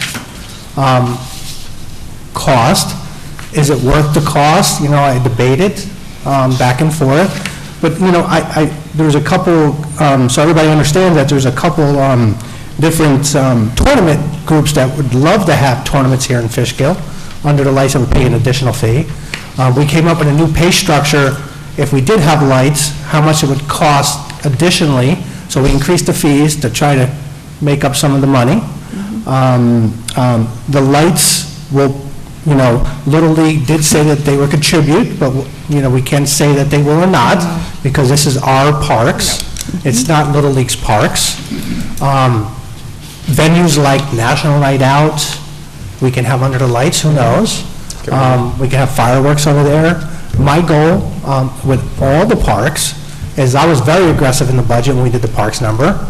Supervisor and Brandon and I sat down, and I wanted to pave all three parks. So I did have Doug Phillips, Shepherd's, and Garing in there. Well, we had to cut a little bit, and I'm glad you brought it back up, because I'm all for the parks. I'm all for the lights. Again, it's for all the residents to enjoy. I will help structure a fee structure that I already started, that we'll try to get some revenue from that. I understand, you know, it's $200,000. We are going to be using our fund balance on that.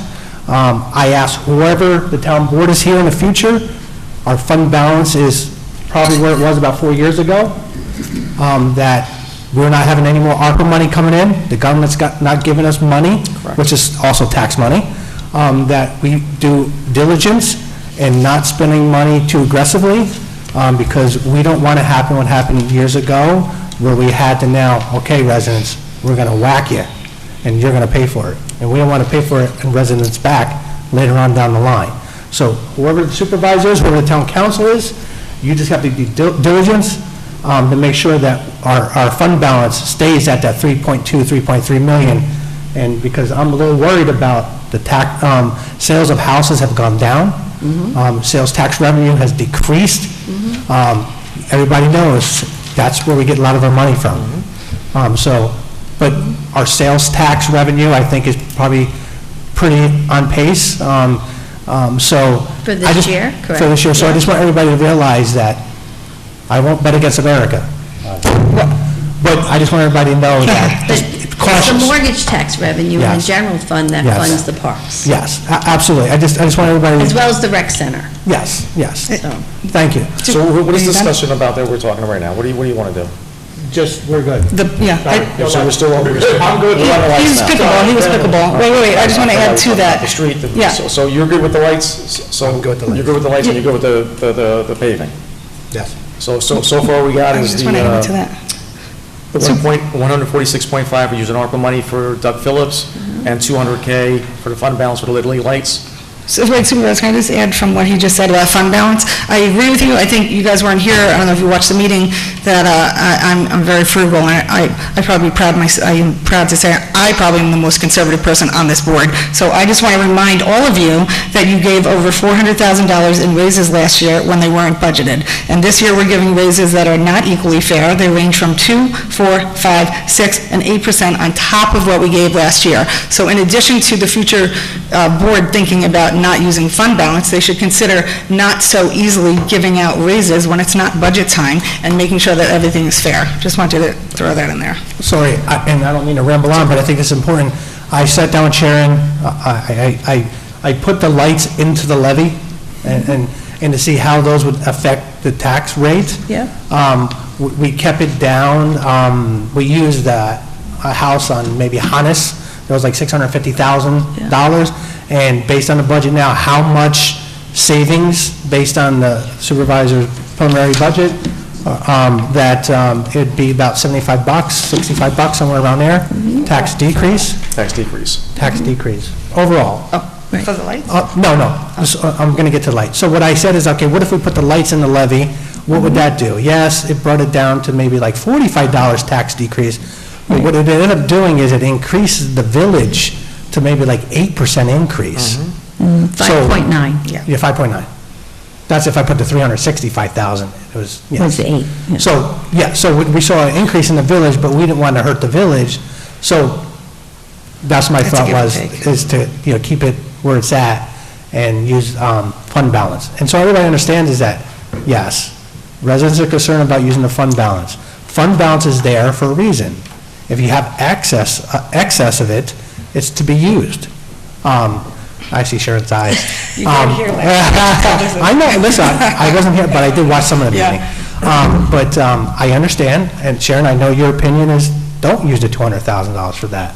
I get it, I understand. I disagree, but I get it. Go ahead. I'm just going to make a quick comment. The road and the lights, you okay with it? Yes. You okay with the road and the lights? But I want to talk. Comment. So Sharon, what is the fund called when a developer wants to put a couple houses in? Is that? Oh, the Parkland Trust. Parkland Trust. Now, where's what's going to be left in that fund after this budget? Can I answer?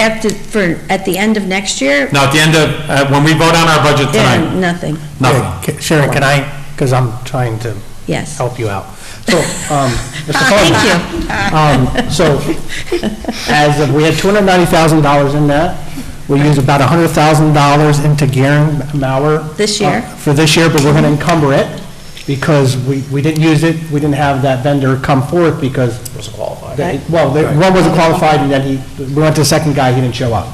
So we're going to encumber that. So to pave the parks, okay, so to pave the parks of Mauer and do the drainage and do the pickleball is all coming from the $190,000 that's left over from the Parks Lands Trust. Yeah. So yes, it's, we're going to use that up to improve our parks. Yeah. So Okay. I do right, Sharon?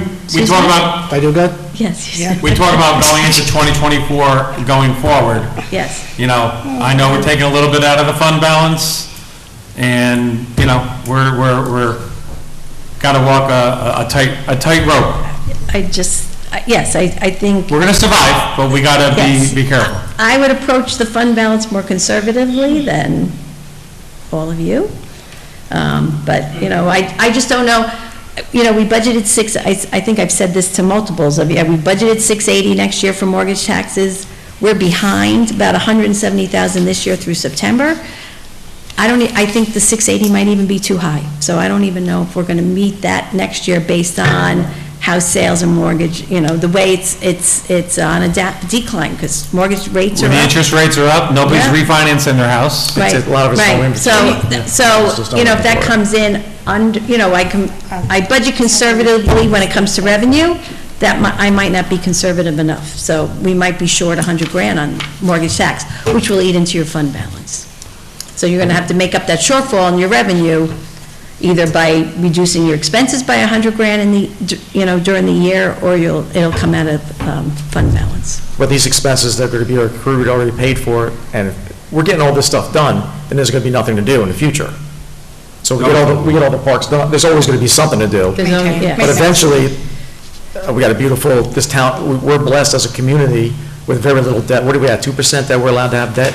Oh, we're way under. Yeah, we are like awesome. We got a beautiful town hall, we got a beautiful police station, we got outstanding recreation But it's facility. aging, everything's aging, But right? this thing will last another couple hundred years. This is a very well-built building. So I don't think so, Bob. I think so. This is. So what we're doing is 120 is going to be ARPA, 140. 146. 146.5 ARPA, and then 200 we're taking out of fund balance for Yes. lights. Brian, any questions on those two things? No. All right. Do you have any other, Louise, do you have any other requests? No, I don't think. Carmen, you got any requests? John, any requests? No, I do. Go on. I need a few minutes to set up a $1,000 request. I need a few minutes to set up a $1,000 request, actually, in the budget line in the police department called Expanded Neighborhood Watch. And this is the program that I envision. I've been working with the chief and Mr. Gaba on researching the use of an app that we can use with highways. They're out and about doing their business to report crimes that they may see. We have a great police department. We have average experience of like 30 years, fantastic skill sets. We have people that work shifts from 6 a.m. to noon, noon to 6, 6 p.m. to midnight, midnight to 6. Our officers are out there doing a great work for us and trying to protect the town. But that having been said, we have 13 vacancies. We have a sergeant, we have 3 detectives, we have community policing officer, and the list goes on. And we're always in constant strain. I began to wonder how it is that we can help the police department without taking away from hiring, without any concerns about that whatsoever. And I began looking at the National Neighborhood Watch Program and just trying to get some ideas. And we know that in the past this used to be a great program, but in speaking with the Dutchess County Sheriff's Department because this is a National Neighborhood Watch Program, National Sheriff's Association implements. So I wanted to hear what they were doing, and it's really faded off. People don't really want to be involved. They don't want to, they're not as civic-minded as they used to. So how do we help our police? How do we help our communities? And how do we do it at such a low cost that could be of amazing benefit? And this is the pilot program that I envision, again, working with the chief in consultation with Mr. Gaba. It's a concept that we roll out a pilot with the Highway Building and Grounds, asking for volunteers. Now, yes, I talked to Superintendent Schofield about this to get his idea, to plant the seed, see what he thought, and he anointed it and felt it was great. Then I went on to speak to our future highway superintendent, and from what I understand, he seems to be okay with this concept, and at your discretion, we will begin implementing this. So, what has happened is that the chief, in talking with them, has identified an app called Frontline Solutions. It has a citizen reporting module within it, okay? And what we can do with the police department is create a little bit of a training utilizing this app, have our highway department, those that are identified that want to participate, and as they're out and about, as opposed to having to get on a phone, a cell phone, and dial 911 or figure out who to reach at our police department should they see something, the app is utilized It goes into an immediate reporting system, and it can be routed to whomever the chief feels it should be routed to immediately for action. And this is a positive and proactive thing that can be of benefit.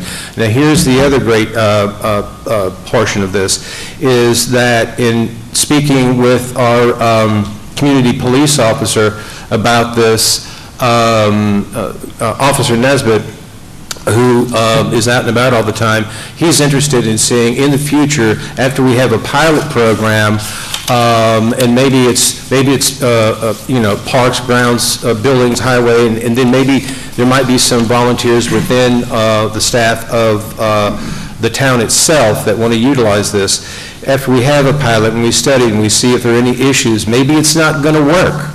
Maybe it won't be that beneficial. Maybe it's a big pain. Who knows? But for $500, it's not a huge loss should it be bust. But however, if we have a highway employee out there that happens to see something and can report it immediately, and it's one a year, that I think is worth $500 right there. So it's very conceptual right now. What I do know is that the frontline apps people can do a complete presentation. I'm discussing this now because I want to begin the conversation. I would love for future, I know that the chief has questions with this company. They can come in and do a presentation, which I think is vitally important as we hopefully move along with this. But also, there are just some other capabilities that I'll mention that are, I think, important. One is that it allows residents to report anonymously or not. That's something that we can work out. Some people may not want to be public. They may want to be anonymous, and that may be beneficial. Should we roll it out to the public? Again, emails can be sent to anyone in the department, and there also can be a blind copy.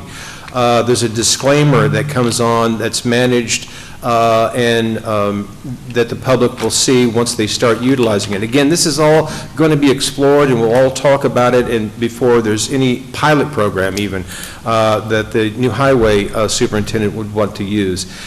Incident types for reporting, they are in this app. It's going to be great for reporting minor tips, damage to property, crime, et cetera, et cetera. Again, Officer Nesbitt would be excited about once we go through these pilot programs and roll it out, if he can start using it with the public, which, again, anything that we can do to stop crime and help our police department, I know that we would all be benefiting as a society. So with that in mind, I'd like to propose that we add $1,000 to the police department on a budget line called Expanded Neighborhood Watch. Where do you want to get the money from? Internally, right? So, yes. Sharon? Yes. So We can, you said that inside that budget, Yeah, there's so- 500 yeah, here, 500 there, that we yeah, can, the chief's so- here, if he's pissed off at me, he can speak right now about it. We're good. We're good. Well, good, Sharon. I said, you know, there's a miscellaneous expense that we've used very rarely, that's $500. And then there's probably, in the rental line, we probably can get the other 500 and move it all into computer programs. Pretty much that's what it is, right, a computer program? It's $500, but maybe it's a $500 just for cushion, so 1,000 is all I'm asking for. Yeah, Chief, do you find that, from what you're understanding right now, appropriate amount? Yeah, that's fine. Yeah. It's a much cheaper solution than some of the other options that we looked at.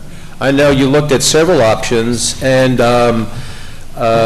this seems to be pretty good. There's LexisNexis desk officer reporting system. It's $8,000 and more. I don't think we need to be that expensive. I think we can be explore this at Sounds this good, Brian. cost level. You got me sold. All right. Sold. Hand me that hello. Supervisor Stewart, Brian. I wanted to let everybody know that we're thinking up here. So. Hey, I have just, Sharon. Yes. And that just came to me. The hometown hero banners. Yes. We had budgeted this year a certain amount of dollars. Next year, we're having double that amount. Did we take that in consideration? Yes. Okay, good. Thank you, Sharon. Any other proposed amendments, gentlemen and lady? I have something I haven't really discussed with anyone, but and I wouldn't know where this money could come from, to be quite frank with you. But I feel like we have broken a promise that we made to our command staff.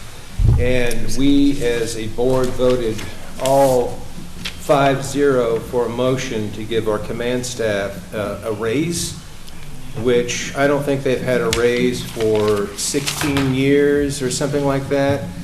And so what did we, 17 years. So what did we do? We looked at what it would take to bring them up to par and get them at a level where they should be comparative to other towns. We voted 5-0 for this. That was To because bring command staff lieutenants up from 35 to 45, and the chief's salary from whatever the hell it is right now to 47.5. So why are we going back on this and only giving them 4%? They're limited to what they can make. The governor, there's no, what was it called? The COVID extension, that's gone, right? Yes. Yep. That's gone. So they were, under COVID, they were allowed to make more money. That's gone now. Is that where we are right now? Who are you asking? Can I ask you? There should be 2 lieutenants making more than 35, and that's it. And the older ones can, and So that's what he there's said a yes. lot more information to this than what we're talking about here. Due to COVID, the governor, as everybody should know by now, the governor suspended the salary cap for the last 4 years. Come June of this year, she reinstated it. I spoke with one of our legislatures recently, and I've been following the bill that's that's being processed right now. It's already made it through the Senate. It's in the Assembly. I talked to one of our local legislators who believes that it's going to be passed next year. It's going to be a $65,000 cap. Okay. So that's what we're looking at. And it's 35 now? It's 35 right now. There's a lawsuit in the Assembly that's tied to outside income for legislators, and that is tied to the salary cap for police and fire. So because of that, they strongly believe that's going to get passed next year. So it'll go to $65,000 in 2024. I'm glad you're here to answer that question. That's a good question. We So will when it readdress happens- that appropriately at the time. Yeah, when it's good to go, we'll raise it up. All right. I'm cool with it. I'm good with that. Anything else, Chief? I do, but I'll let Sheriff finish. Okay.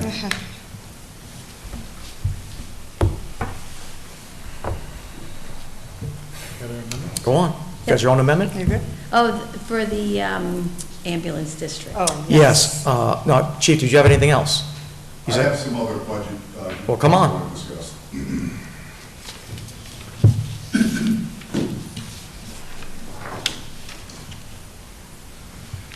So as the chief of police, I have some concerns about the current proposed budget. For the last 4 years, Supervisor, I've heard you say over and over again, you'd never defund the police. In 2020, you said there'd be no defunding of the police department. October 15th, in reference to a question if you would ever defund the police in the Mid-Hudson News, you said nothing could be further from the truth. November 5th, 2022, Mid-Hudson News, you quoted, "As everyone knows, I'm a strong supporter of the police, and I made a promise years ago that I would never cut any police budget." May 24th, 2023, 23 minutes into the Supervisor's State of the Address video, "I'm the first public official in Dutchess County to publicly declare I will never defund the police. It's a promise I take seriously." May 24th, 2023, Supervisor's State of the Town Address, page 10 and 11 of the written presentation, and I quote, "The entire board voted 5-0 to accept my initial budget, and then began the process of making changes. Most changes were changes I was fine with. In fact, I was fine with almost every change. But there was one change I was not okay with.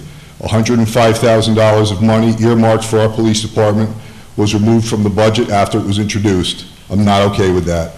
In 2020, I was proud to be the first elected official in Dutchess County to promise never to defund the police. It's a promise I take seriously, and with our PBA contract expiring this year, we need to have the funds necessary to negotiate a new contract. As Councilman Rye stated January 18th of this year in regard to command staff salary increases proposed for this year and next year. Quote Supervisor Albert, we're thinking 10K this year, 10K next year, 12.5 and 12.5 for the chief, meaning 10,000 for each lieutenant in 2023 and 10,000 for each lieutenant in 2024. The same for the chief's position, 12.5 and 23, 12.5 and 24. Is that what we're going to agree to? All council members said yes. Supervisor Albert then referred to Michael Nutrella, who was his then confidential secretary, and said, work with HR, have this resolution set for the next meeting. First meeting in February, retro from January 1st, 2023. So, September 1st, I met with the finance department and the supervisor to review the police department's proposed budget. And here it is. 2 weeks later, the supervisor released the supervisor's budget, $286,000 in cuts to the police department. There was no cuts. There was $286,000 in cuts. No. To training, salaries, vehicles, and equipment. Here it is, black and white. Your budget has went up. Your budget has went up. It has to go up. It's called inflation. It's called increasing prices and salaries and budgets. The budget has went up. And a matter of fact, your budget has went up 25% since myself and Louise have been on this board. 25%, and you'll get your pay raise once you're allowed to make over 35 grand. Ladies and gentlemen, 25% increase in police spending since me and Louise have been on this board. And where does that come from, Supervisor? Where does that come from? Inflation and salary increases, which people need to have, which is with the contract, has nothing to do with my demands. It has everything to do with the contract and keeping people salary. And you know, it's interesting, one thing that Councilmember Daniele said in her questioning about mid-year salary increase requests from department heads. You know why that happens? This is why. Because budget requests for salary increases are cut. That's why you get mid-season. Actually, that isn't correct.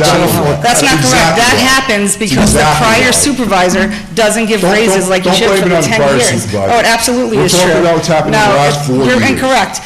Yeah, what they did was make it up for all of the years that Bob LaPolla did not give proper raises. And it's happening again here, folks. You're incorrect. $286,000 in budget cuts. It's in black and white. Here it is, folks. So you make a list of what you want and it gets cut and it's a cut? Doesn't work like that. Your spending has increased 25%. We had a discussion on September 1st, Supervisor, and you didn't mention any of this to me.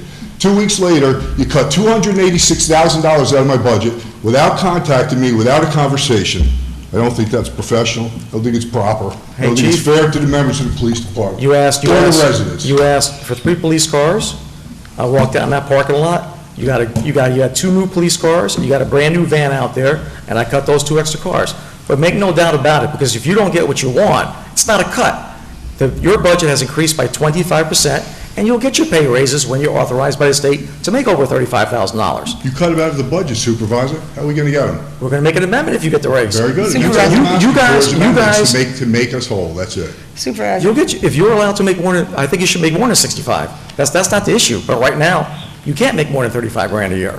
Well, we have for the last 4 years. That's because of the extra money. It's going to go into effect again. Yeah, but your budget has increased 25% since I've been supervisor. I don't want to get off the point. I just think it's important to know that it's in black and white. The citizens of Fishkill. $286,000 cut to the police department. Because to me, that's defunding the police. Oh, it's not Thank you, folks. Wait, so I just want to add that when we did give you the raises last year, as Sharon said, it was because we could only do it for so much time, and you agreed that... What do you mean for so much time? What does that mean? What is it, Sharon, from whatever the fund is? The cap, yeah. Right, that's what we're talking about. So last year, you were told that, like, those caps could end. Yes. And then you agreed, and we actually said... That wasn't a surprise to me. Okay, let me finish, please. So then you agreed that the lieutenants who were older might possibly make more money than you did. Yes. So we did what we said. So now, like he's saying, if they actually pass whatever the bill is, you come back and we give it to you. And to say that it's defunding is just false, because... It's not false. I'm not done, Chief. When I'm done, you can say whatever you like. So I'm not done. So there are many other departments that got cut, You're not the only department. So there were other requests that were dire as well, and the rec department wanted an assistant, the buildings department wanted an assistant, the assessor's office wanted an assistant, so are we defunding the entire town? No, it's a budget, and the budget process is made by the supervisor, and now it is presented to us. And if there's other changes that need to be made, we all have the right now to make a change. So if 100%, anybody else wants to Councilwoman. make a change, they can, but to say you're defunding the police is false. Because once everybody votes for this budget tonight, we'll be doing everything that you said. So now these board members can make an amendment to give you what you want. Supervisor, this isn't about what I want. Sir, This is about- I increased spending by 25%. 25% I've increased your spending. You know that that's how it operates. Nothing, you can't, okay, so if you look at our 2024 proposed budget right now, it's $90,000 less than it was in 2023.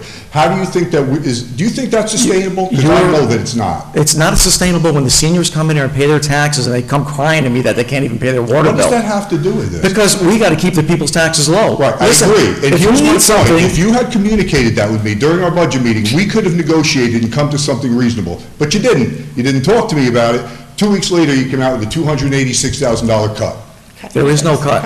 Okay, well, you can keep saying that, but I If have... there's black and a white. cut, then your board, these fellow board members can add it back into the budget and we'll vote on it. So if you're accusing this board of cutting anything in a budget, because we're all going to vote on this budget tonight, we're all responsible for what you're saying. Just remember that. I remember. I do remember. Yes, so these board members can add what you want back in and... Very good. Then make... I think this would have been handled better if you and I could have communicated before you, or Chief. while you were considering making these cuts, and we could have negotiated no and cuts. come up something... You had a wish Come up with list. something that worked for You had a everyone. wish list. That's You what it had was. wants. There are wants and there are Wants. needs for every department. Ladies and gentlemen watching, understand that. ladies Apparently and not. ladies and And I'm not gentlemen, against budget cuts for the residents. ladies and gentlemen watching, the chief of police asked for 3 new cars. I gave him 1 car. I went outside and looked at the parking lot. I urged every citizen to drive by Town Hall. They got a beautiful fleet. They had 2 brand new cars that just came in.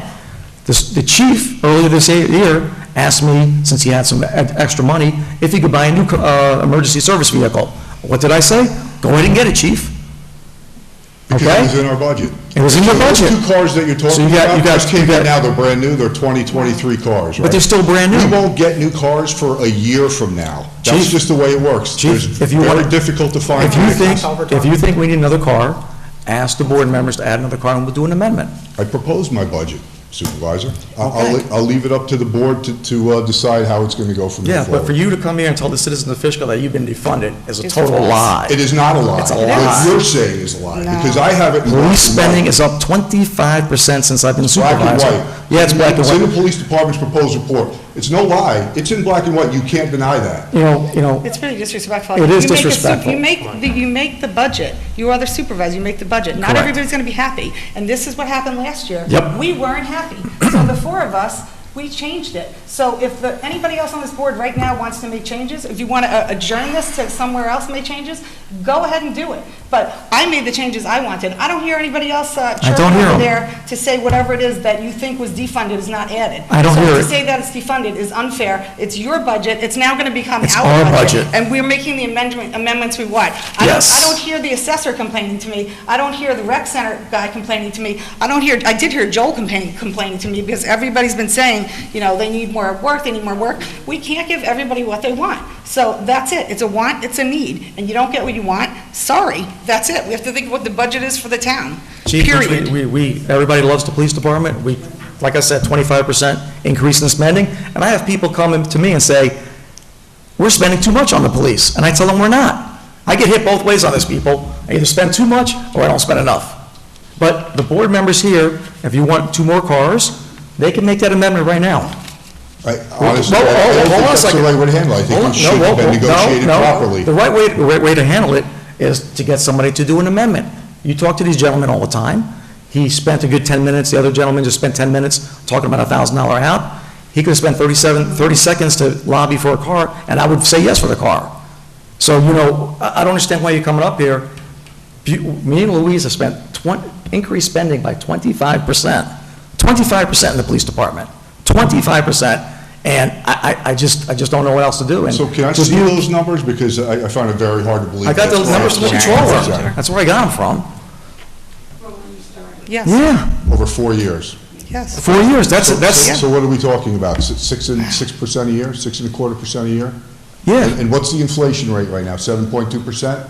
So we should we're raise. under the inflation rate. So we should raise taxes for the citizens. I never said that. I said you and I. Well, let's use the fund balance. I make a motion. Supervisor, all I asked was that you and I have a conversation about it. That's all I asked. Thank you. And listen, there's no defunding of the police, and we're all going to be voting for the same budget very soon.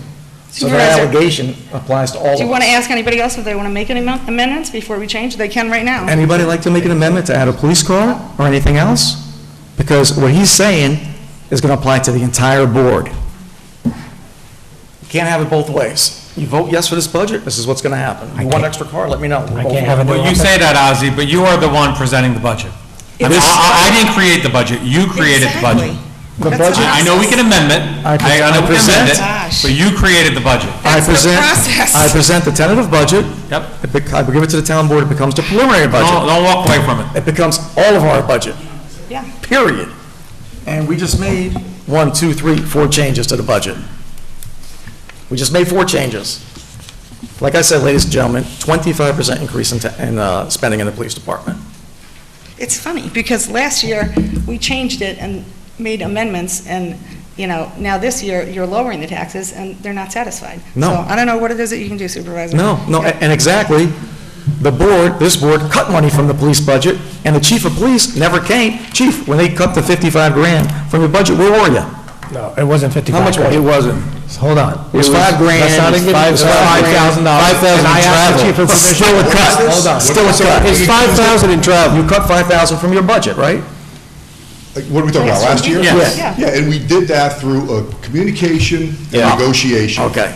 Which is all I asked for this year. So I don't think that's But unreasonable. but we defunded that budget. So Yes, we therefore, that's defunded, the board $5,000 defunded the defunded. police, yes. Yes. 5,000. $1? Stop, hold on. Danielle, you can't have it both ways. No, that's not, you guys I are can't using the hear wrong what you're word. saying. What'd you Hold just on, say? point of order. Wait, I can't hear what you're saying. What'd you just say, Chief? you- Whoa, Chief, can you repeat what you said? Because that was really disrespectful that you said something and I didn't hear it. I didn't hear what you said. I can't hear you.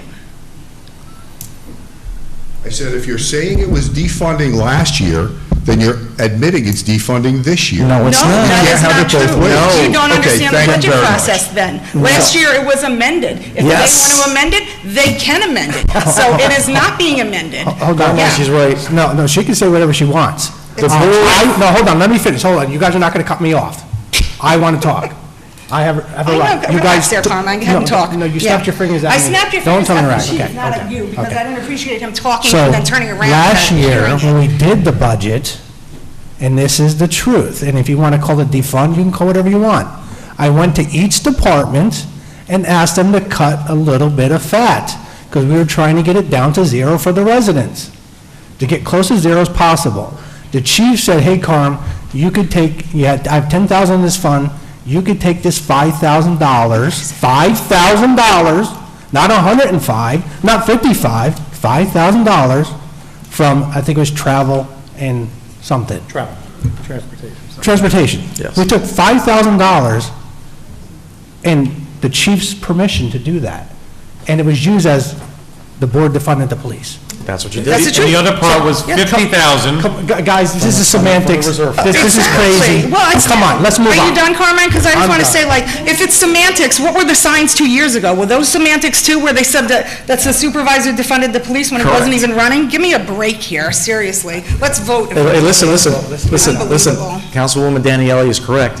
Our first 2 budgets, we increased spending by 8% and 8%. We increased the spending by the police by 16% in 2 years. And there were signs on the streets that said, I defunded the police. This is the nonsense that was going on. We've invested heavily in our police department. And I understand, a lot of people want more, and I don't blame the chief, he's an advocate for his department. There's a lot of citizens that rather see the money be spent on other things. I get hit on both ways on this. I think 25% in 4 years is pretty adequate. I think his biggest issue is that your lack of communication with him during the budget process. Well, you know, what's really... I heard it 3 times. That's the main thing. Of course he did. What about the politicalization of the police department? How about we talk about that? Well, there's no Seriously. politicalization. Point of order. I'm calling a point of order. Can we move on? I'm calling a point of order. supposed to be discussion on the Yeah. budget. Yeah, Well, I we're don't know in what the you politics. stick to then. Are we going to add a police car or not? You know Listen, what? the point that I brought up, I'm good. that I wanted to bring up, was the issue of our promise to command staff. I understand now that that's something that we can do next year. We're going to Yes. do that Yeah. next year. Yes. The chief felt strong enough to have a discussion on $286,000 that was cut without him being consulted. Now, I've gone through what, I asked, well, what do they touch on? And I'm not going to make an argument here, okay? It's just, it does disturb me when we have an increase in crime, when we have a prostitute ring that's working out of a hotel, we got a bust every once in a while, when we have a lot of people that are coming up from the city, going into Walmart, when we had a bus in the middle of the night come up and dump people off at a Walmart. Do people know this? Open the door, people ran out and scattered, and the bus took off. What is that? And there's things going on in this town, so yes, we all should be concerned. So when I asked, well, it's $286 reduction, cut, whatever it is, what is it? Well, yeah, it is cars, absolutely. It's a police scan reader. It also has to do with minor repair of equipment reduction. It also has to do with training reduction, and we need training for a lot of different reasons, certainly ongoing training and everything else. He knows better than I do. Reduced equipment repair and maintenance, reduced travel and lodging. Okay, fine, we did that last year, so whatever, $5,000. When I read this, I'm thinking with how critically important it is to have a good police force and budgeted, that the executive to just do this without consulting, so we make sure that we are reducing the budget appropriately, but having his input on, like, I really need this, I need this, I need this, okay, I can do without that. But this is my point, you didn't do that, and that's what's disturbing. So, you know what, he had his piece. We'll look at this at another time. Any amendments? Vote on Any this amendments? freaking. Any amendments based on the chief's requests? Okay. Guys, we're going to vote on the budget tonight. We're all going to be on the hook for this. Let's go. All right. Again, 25% increase in spending in the last 4 years, and we'll move forward. Any other amendments? Nothing? Nothing? Nothing? No. Okay, all right. So, Mr. Galvin, how do we got 1, 2? The appropriate thing to do, if I did we could. talk about that? I think that we're The going to ambulance. the ambulance in a resolution. So I'll make a motion, Well, not She's a gotta motion, tell right, us. because this is just a discussion, so we received Yes. a new proposal, and In the mic, if you could just, in the mic, Sharon, in the mic, so people hear. he's taller than you. We received a new proposal for ambulance services in the ambulance district, and I'm recommending to increase to amend the budget in the ambulance district, to increase real property taxes by $70,000, and to increase outside services by $70,000.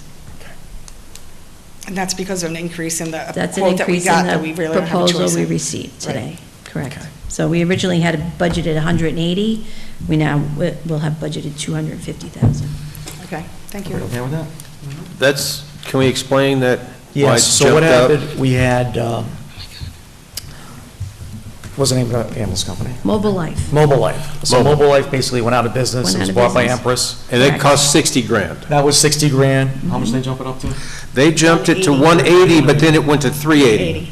Yep. Right, And I was able to negotiate it down to 250. correct. This is where we're at. And we hope it stays at 250. But it's amazing, from gonna stick farming. 60,000 to 250. Yes, in like 10 minutes. I'm good, but not that good. So, So we're only allotting the money right now. We haven't decided on any contract yet. Correct. Yes. Carmine's going to talk to him. all right, any other amendments? This is good. This is a good process where the citizens of Fishkill see how the budget is done. And before me and Louise and the rest of the board members got on, you wouldn't see this. This is good stuff. Mr. Gaba, how do we go forward? The proper procedure, because you're still under discussion, would be to have a list prepared of the proposed changes to the budget. When we come in resolutions to adoption of the budget, before you adopt the budget, have someone make a motion. You could either do the changes individually, or you could do them as one single motion. How would you like it, You Sharon? adopt that resolution, and then you adopt. However the you would budget. like it. Do you have the numbers in front of you? Did you write anything down? I have it. Sharon's So, got it. so, can I just make one motion to adopt what Sharon has? How do I say that? Yes, she should read them off, and then you could say, I'd like to make a motion to adopt those changes to the Right. preliminary budget. Then you'd Right. have a roll call vote, And then after that, you move on to the resolution listed in the agenda to adopt the preliminary budget as the final. Excellent. So, but just for clarification, so the amendment, so the adding of the paving at Doug Phillips is going to be using the ARPA funding? Yes. Right. So we're going to amend the capital project. So we have a capital project fund for the ARPA funding, so it's not going to be in the general fund budget, so we don't need to amend the general fund budget, but we'll need to amend the capital plan to move that paving from 25 to 24. And then, but then we're going to amend the general fund budget for the ball field lights. Yes. And we also will have to amend the capital plan before you adopt it. And don't we got to do a resolution for the ARPA money for the? Yes, you'll have to do a resolution. And we have that on the agenda, right, today? I don't know if we do or not. Well, yeah, the 5-year capital plan. But we can, yeah, but if it's in the capital plan, we should be fine. And then we could do a resolution, you know, after. We can do it for the next meeting. Okay. Is So, there that's any good. others? No, I'll present that as a motion. Can I have a second? Second. Roll call vote. Wait, what's the motion? The motion to accept the Little League lights for $200,000 for the fund balance. Hold on, there's more. I thought you were doing it later with resolutions. Yeah, we were kind of gonna She has to finish write it all discussion. out. You wanna wait? And then when you get to No problem. I would I hope ju- she'd print I out. was she'd just print it out. making a clarification Yes. so that when we got to the resolution, you Give her knew. time. Sorry. No, we can vote on it later? Yes, Mr. Gallo, I if you apologize. want, it's fine, you adopted an agenda. If you want to amend the agenda, you can do that by resolution, say we want to stop discussion and now adopt this resolution. Or you can wait until you get to resolutions, and then just before you adopt the budget as the final budget, have a motion to We'll adopt do it at those number 8, changes. the resolution. Yeah. It'll give That Sharon would be time just to fine. catch up. I'm caught up. Okay, all right, I move. All right. Do not underestimate Sharon. Next discussion is the proposed local law, video and, film and video productions. Any updates, Brian? I think the law is good. The next phase is. Wait, did we change it? What's that? Did we change the proposed law? I thought you were working with Craig. I think that's just going to be the form to fill out. This is the law. Greg, just a form? Yeah. And we're gonna do Oh, I didn't that. see that. Can you give that to Cooper and let him do it so we can do a resolution and pass it?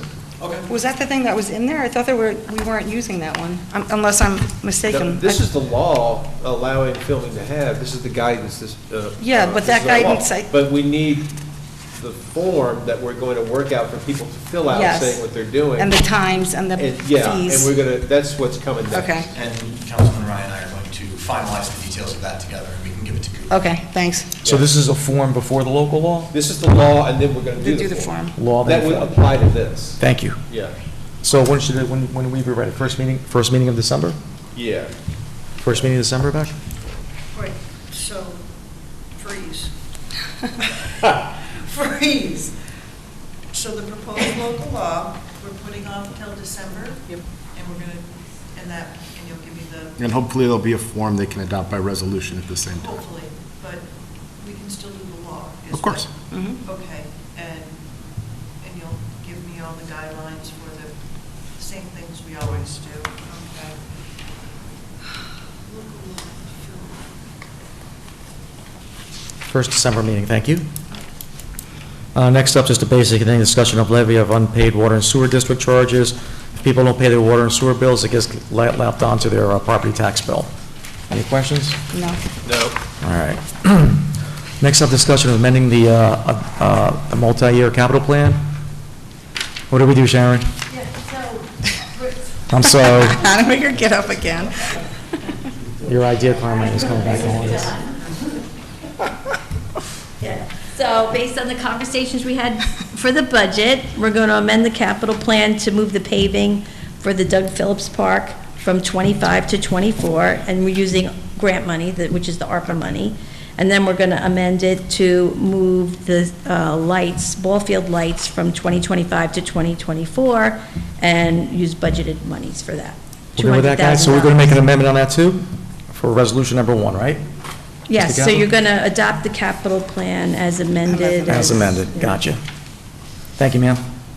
You guys okay with that resolution? Yes. Yeah. As amended.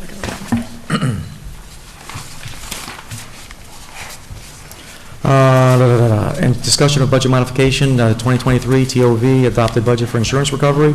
Everybody okay with that? Yes. Number 6, discussion of resolution approving performance security agreement with Foam and Wash. Everybody okay with that? Yes. Number 7, discussion of the ward system. This is something I go back and forth on. I'll be quick because it's getting late. I'm worried about downstate. We don't need a lot of high-density housing in one part of town, work a block vote, and one party or one person could run the town of Fishkill.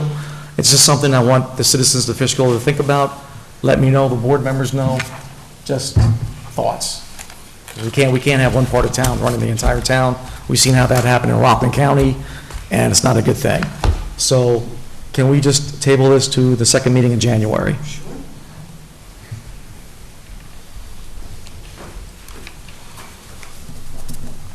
Next up is discussion and resolution to authorize using ARPA money for rec roof repairs. So we need to use a little more ARPA money. The rec roof, we allocated the money last year. We need a little more because the engineers came back and said that we had to make sure it was now earthquake and hurricane proof, right, Carmine? Wow. So Oh my God, can we stop spending? this is the swamp in America. My God. So we're gonna have to use a little extra money to get that done. State reg? That's not a little extra, that's. What happens is the New York State Buildings and Codes, they update every year, and the building, I believe, was built in 2007, and now they had to use these standards to see if the building was okay in 2007 standards. But we've hammered everything out, there's no delays, right? We're ready to rock and roll. We're not This is spending it. another dime. We're ready to get this baby done. Yeah. Sign the contract. It's to be hurricane and hurricane and whatever. So no leaking anymore, I hope. You know, what's funny, when we were there the other day, it didn't leak. Is it gonna leak in Really? the bucket? No, That's amazing. and it rained pretty good. That's amazing. That was something. Oh my God. Next thing up is a discussion resolution and modification of the 2023 Recreation Fund for pickleball. Everybody okay with that? Sure. All right. I gotta learn to play pickleball. John, I'll teach you. Yeah, he's pretty good at it. There's a program. It's at- true, a program. Yes. It's probably Mary sold Ann. out. Next up is privilege of the floor for anything that we discussed today.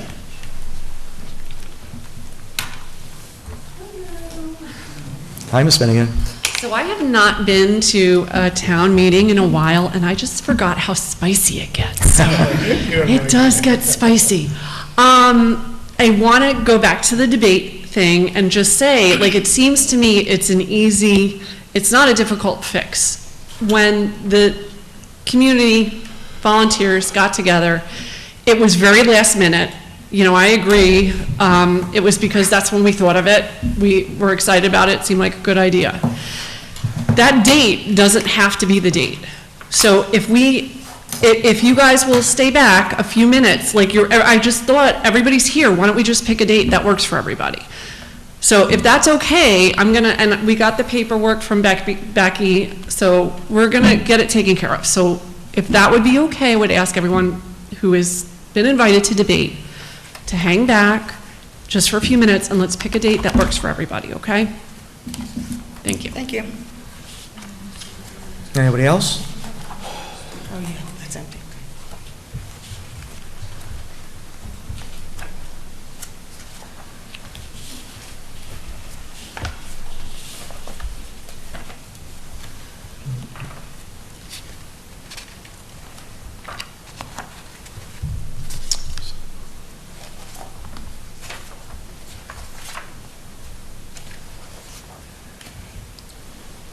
Okay, our first resolution will be a resolution to amend and adopt the multi-capital plan as amended.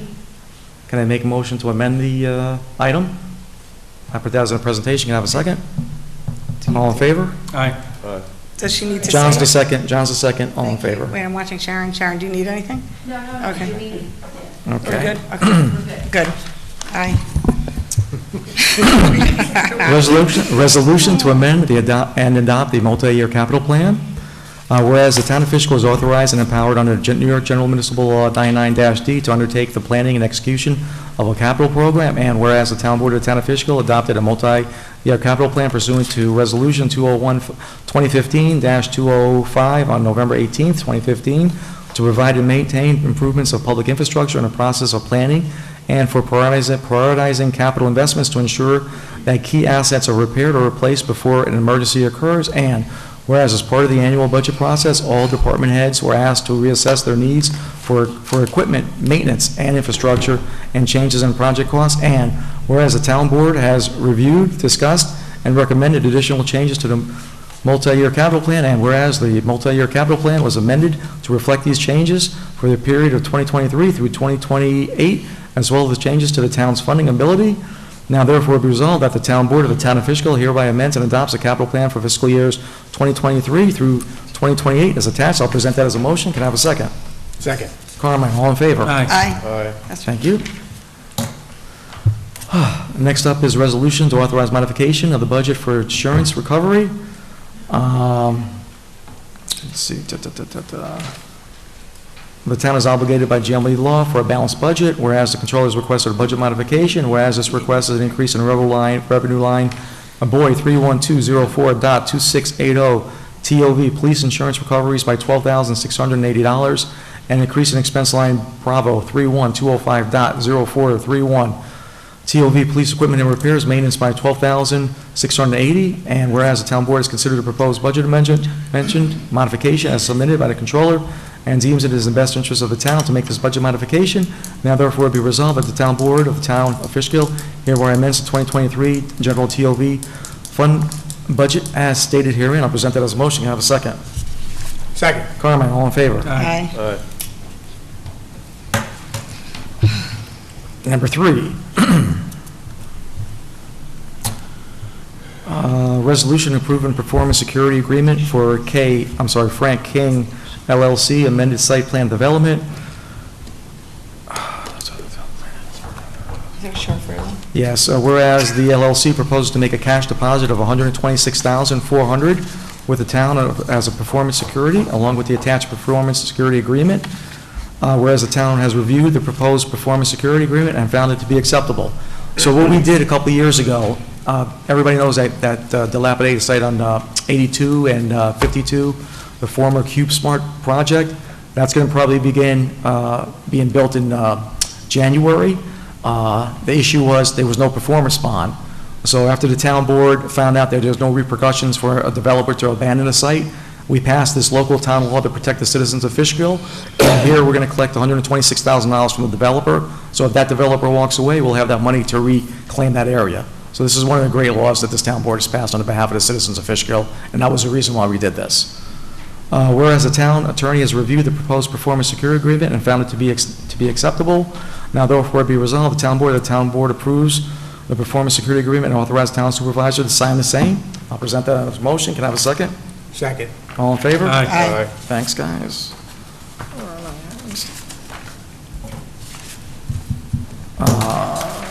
Next up is the sewer charges. Let's see what we got here. Now therefore it be resolved that the town board hereby directs the town supervisor to submit the statement of unpaid charges in the water and sewer districts to the town of Fishkill, from the town of Fishkill to the Dutchess County Legislature for inclusion in the 2024 tax bills in accordance with provision of town law. So what happens if you don't pay your water and sewer bills, it goes onto your tax bill. I'll present that as a motion. Can I have a second? Second. All in favor? Aye. Thank you, gentlemen. Louise? Okay. Stop it. Next one up is resolution to use ARPA money for the roof repairs. Now therefore it be resolved as follows. Section 1, the town board hereby authorized the use of ARPA funds in the amount not to exceed $85,000 for capital improvements of the Recreation Senior Center. Section 2, the town supervisor is authorized and directed to execute any documents necessary to give full effect to the same. Section 3, this resolution shall be effective immediately. I present that as a motion. Can I have a second? Second. All in favor? Aye. Thanks.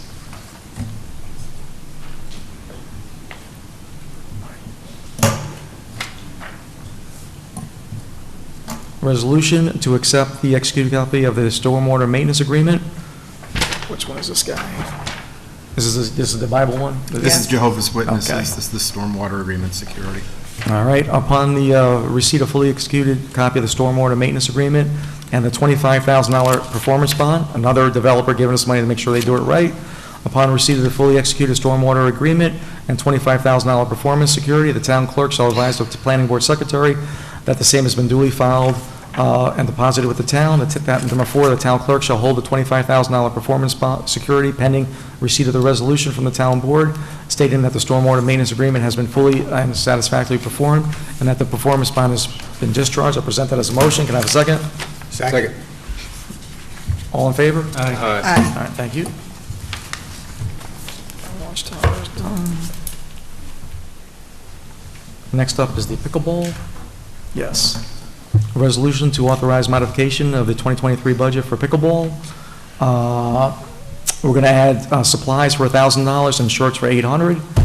Whereas the town board has considered the proposed budget modification as submitted by the recreation director and deems it to be in the best interest of the town to make a budget modification. And now, therefore, it be resolved that the town board of the Town of Fishkill hereby amends the 2023 recreation fund budget by a total amount of $1,800 as attached. I'll present that as a motion. Can I have a second? John with the second. All in favor? Aye. Now wait for Sharon. Sharon, da-da-da-da-da.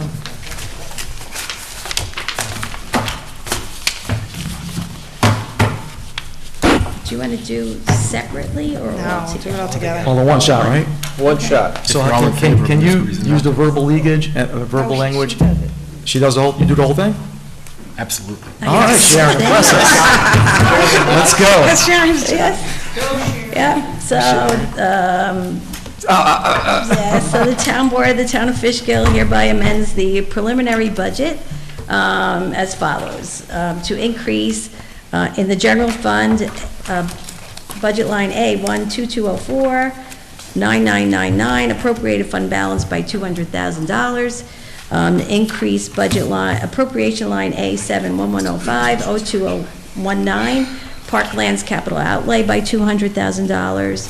We're amending the ambulance district budget by increasing revenue line GA12204-1001, real property taxes by $70,000, and increasing the appropriation line GA45405-0455, outside services by $70,000.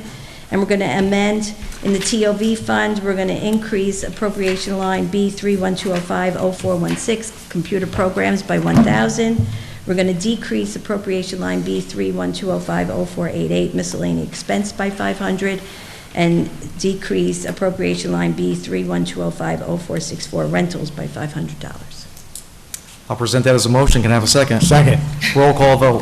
Councilmember Daniele. Aye. Councilmember Istvan. Yes. Councilmember Foreman. Yes. Councilmember Rye. Yes. Supervisor Albro. Yes. Budget passes. Congratulations, everyone. No, it doesn't. have to adopt the budget. We have to adopt the budget? That's the. We just amended it. Make a motion to adopt the budget. Let me see here. As amended. As amended, whereas the, guys are killing me tonight. Whereas the preliminary budget for the year 2024 has been duly prepared by the town board and duly publicized, public hearing held on the 18th day of October 2023 at 7 p.m. Whereas at that which time all persons desiring to be heard were heard. Now therefore be resolved pursuant to section 109 of the town law of the state of New York, the town board of the Town of Fishkill does hereby adopt the preliminary budget as the budget for the Town of Fishkill for the year 2024 as amended. Yes. Present that as a motion. Can I have a second? All in favor? Aye. Aye. Very good, 5-0. All right, we have one item for special consideration, the resolution to declare item surplus for Parks and Rec. It's a 2022 John Deere, 2006 John Deere, 2009 Ford something truck. So we're going to surplus it. Oh, you want to know what it is? It's a truck hydraulic auger with 32 sets of stadium lights, 32 sets of stadium lights. That's good. There, we'll get some money for that, That's good. that aluminum. Yeah, that's good. And the stadium lights, guys, Just don't, don't, don't get into it? No, no. All right, that's enough, all right. We're making money. Yes. We're making money. All right, now therefore it be resolved that the town board of the Town of Fishkill hereby is authorizes Brandon Knapp to dispose of the property listed in the attachment by informal procedure of sealed bids and/or internet auction, and be further resolved that the surplus items shall be sold as is, in as-is condition without any warranty or as to condition. Present that as a motion. Can I have a second? Second. All in favor? Aye. Okay, new and old business. Brian? Nothing. John? Nope. Carmine? Are we canceling the November meeting? We'll talk about that next. Okay. Louise? I have one old business I'd like to talk about. I'd like to talk about the disclosure forms, which we voted on the first meeting in September. The day after that meeting, I filed mine. Becky filed hers too. After that, Councilmember Rye advised in an email he would file it when he feels like it and has not submitted it yet. People deserve transparency. They should know all of the committees and IDAs and other groups he's associated with, as well as what his job is. I believe he sells chairs, but it's not confirmed because his disclosure form has not been filed. Councilmember Istvan has not filed his yet either, but I believe he advised he wants to consult with a lawyer first, which is fine, but people deserve to know our future highway superintendent's affiliations as well. The supervisor submitted his disclosure form the day of our last meeting. Councilmember Foreman did as well, but his form was done in haste. He didn't even include a phone number, and he listed his employer company name as the Murray Agency, Inc., and his job title as secretary. Under business positions, he listed Sylvan Lake Beach Park Incorporated, Executive Secretary, and the Murray Agency Incorporated, Secretary. The Murray Agency appears to be a DBA with a Shenandoah Road address in Hopewell Junction, or possibly 2765 Route 52 in Wikipedia. So do you actually have a job, or what? The people deserve to know. Are you answering phones or selling insurance? Whatever it is and wherever it is, it should be listed. I continue to hear from constituents who are concerned if you actually legally reside in our town, they want proof, but you fail to produce a lease to provide you legally reside in a room, in a house that you last previously provided during a meeting as Overlook Court. I have even had a constituent tell me that they found online that you have a lease for an apartment in Albany, yet none were found in Fishkill. So do you legally reside in Albany, Fishkill, East Fishkill, or somewhere else? The people deserve transparency, but you fail to give it. You didn't list any dependents on your disclosure form, so you are saying that no other family members reside with you at the house on Overlook Court. In our town, you can only rent one room in a house per code, or have two people in one room, but not rent two rooms out. Lastly, the same constituent listened to the woman who came and spoke about voter fraud. So that person would like to know why your daughter is registered to vote at the address you allege you legally reside at. Months ago, you sarcastically asked me, as a retired trooper, if I knew what evidence was. I do. Do you? Provide the people with evidence to show the truth. Otherwise, your silence speaks volumes. Rebuttal? No. Everybody done? No, I just want to say something since my name is mentioned. My stuff is complex, and I talked to Mr. Gav a couple of times to make sure that I have my I's dotted, T's crossed. I'm not just a simple, hey, I work one job. Well, I've owned several businesses, and I disclose everything. As you saw tonight, I disclosed that I worked for the gentleman who presented. That's what I'm about. I'll fully disclose all my forms. I know you No said problem. you're a lawyer. Mr. Gav is the lawyer. Yeah, well, you better use that. I'm not spending no, yes, I'm going to use Get the that. hell out of here. That's What do you mean? taxpayer money. Get Absolutely. your own lawyer. Of course.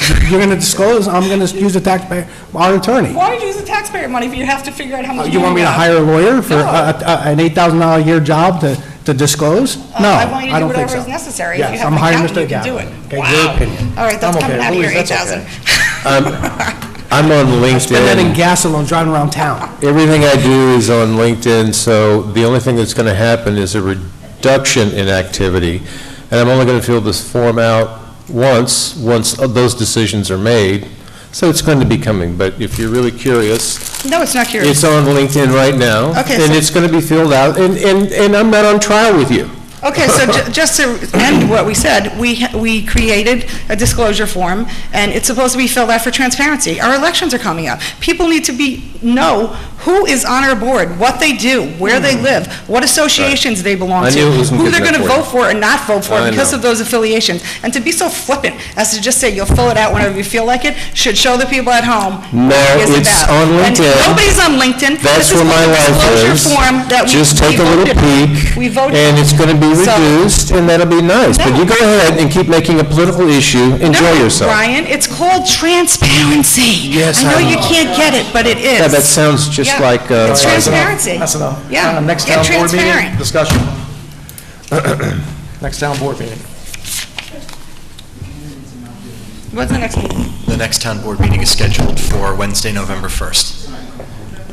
What do you guys want to do? Well, what do you want to do? We should have another meeting. I thought we were going to take it off. Yeah. You guys want to do it? You okay with it? I'm fine, because one last opportunity for people to jabs for political No, stuff. Listen, that's not jabs, that's called truth, that's called facts, so let's have another meeting for facts. what's the next meeting after is it 15th? 15th. All right, so so we have, I'm sorry, Becky? You have to vote? So I want to present as a motion to cancel. We passed, I didn't think the budget, Sharon was trying to push us not to pass it today, but we'll get it done. Wait, are we canceling it? I'll make a motion to cancel the November 1st meeting. Can I have a second? Second. John, all in favor? Nay. 4-1, Louisa, no. We already had an executive session. Thank you, everybody, for watching. You saw a really good meeting. This is, guys. It was a real good meeting. This is what open government's about. It was exciting. Make a motion to close, end the meeting. Can I have a second? Second. All in favor? God bless America.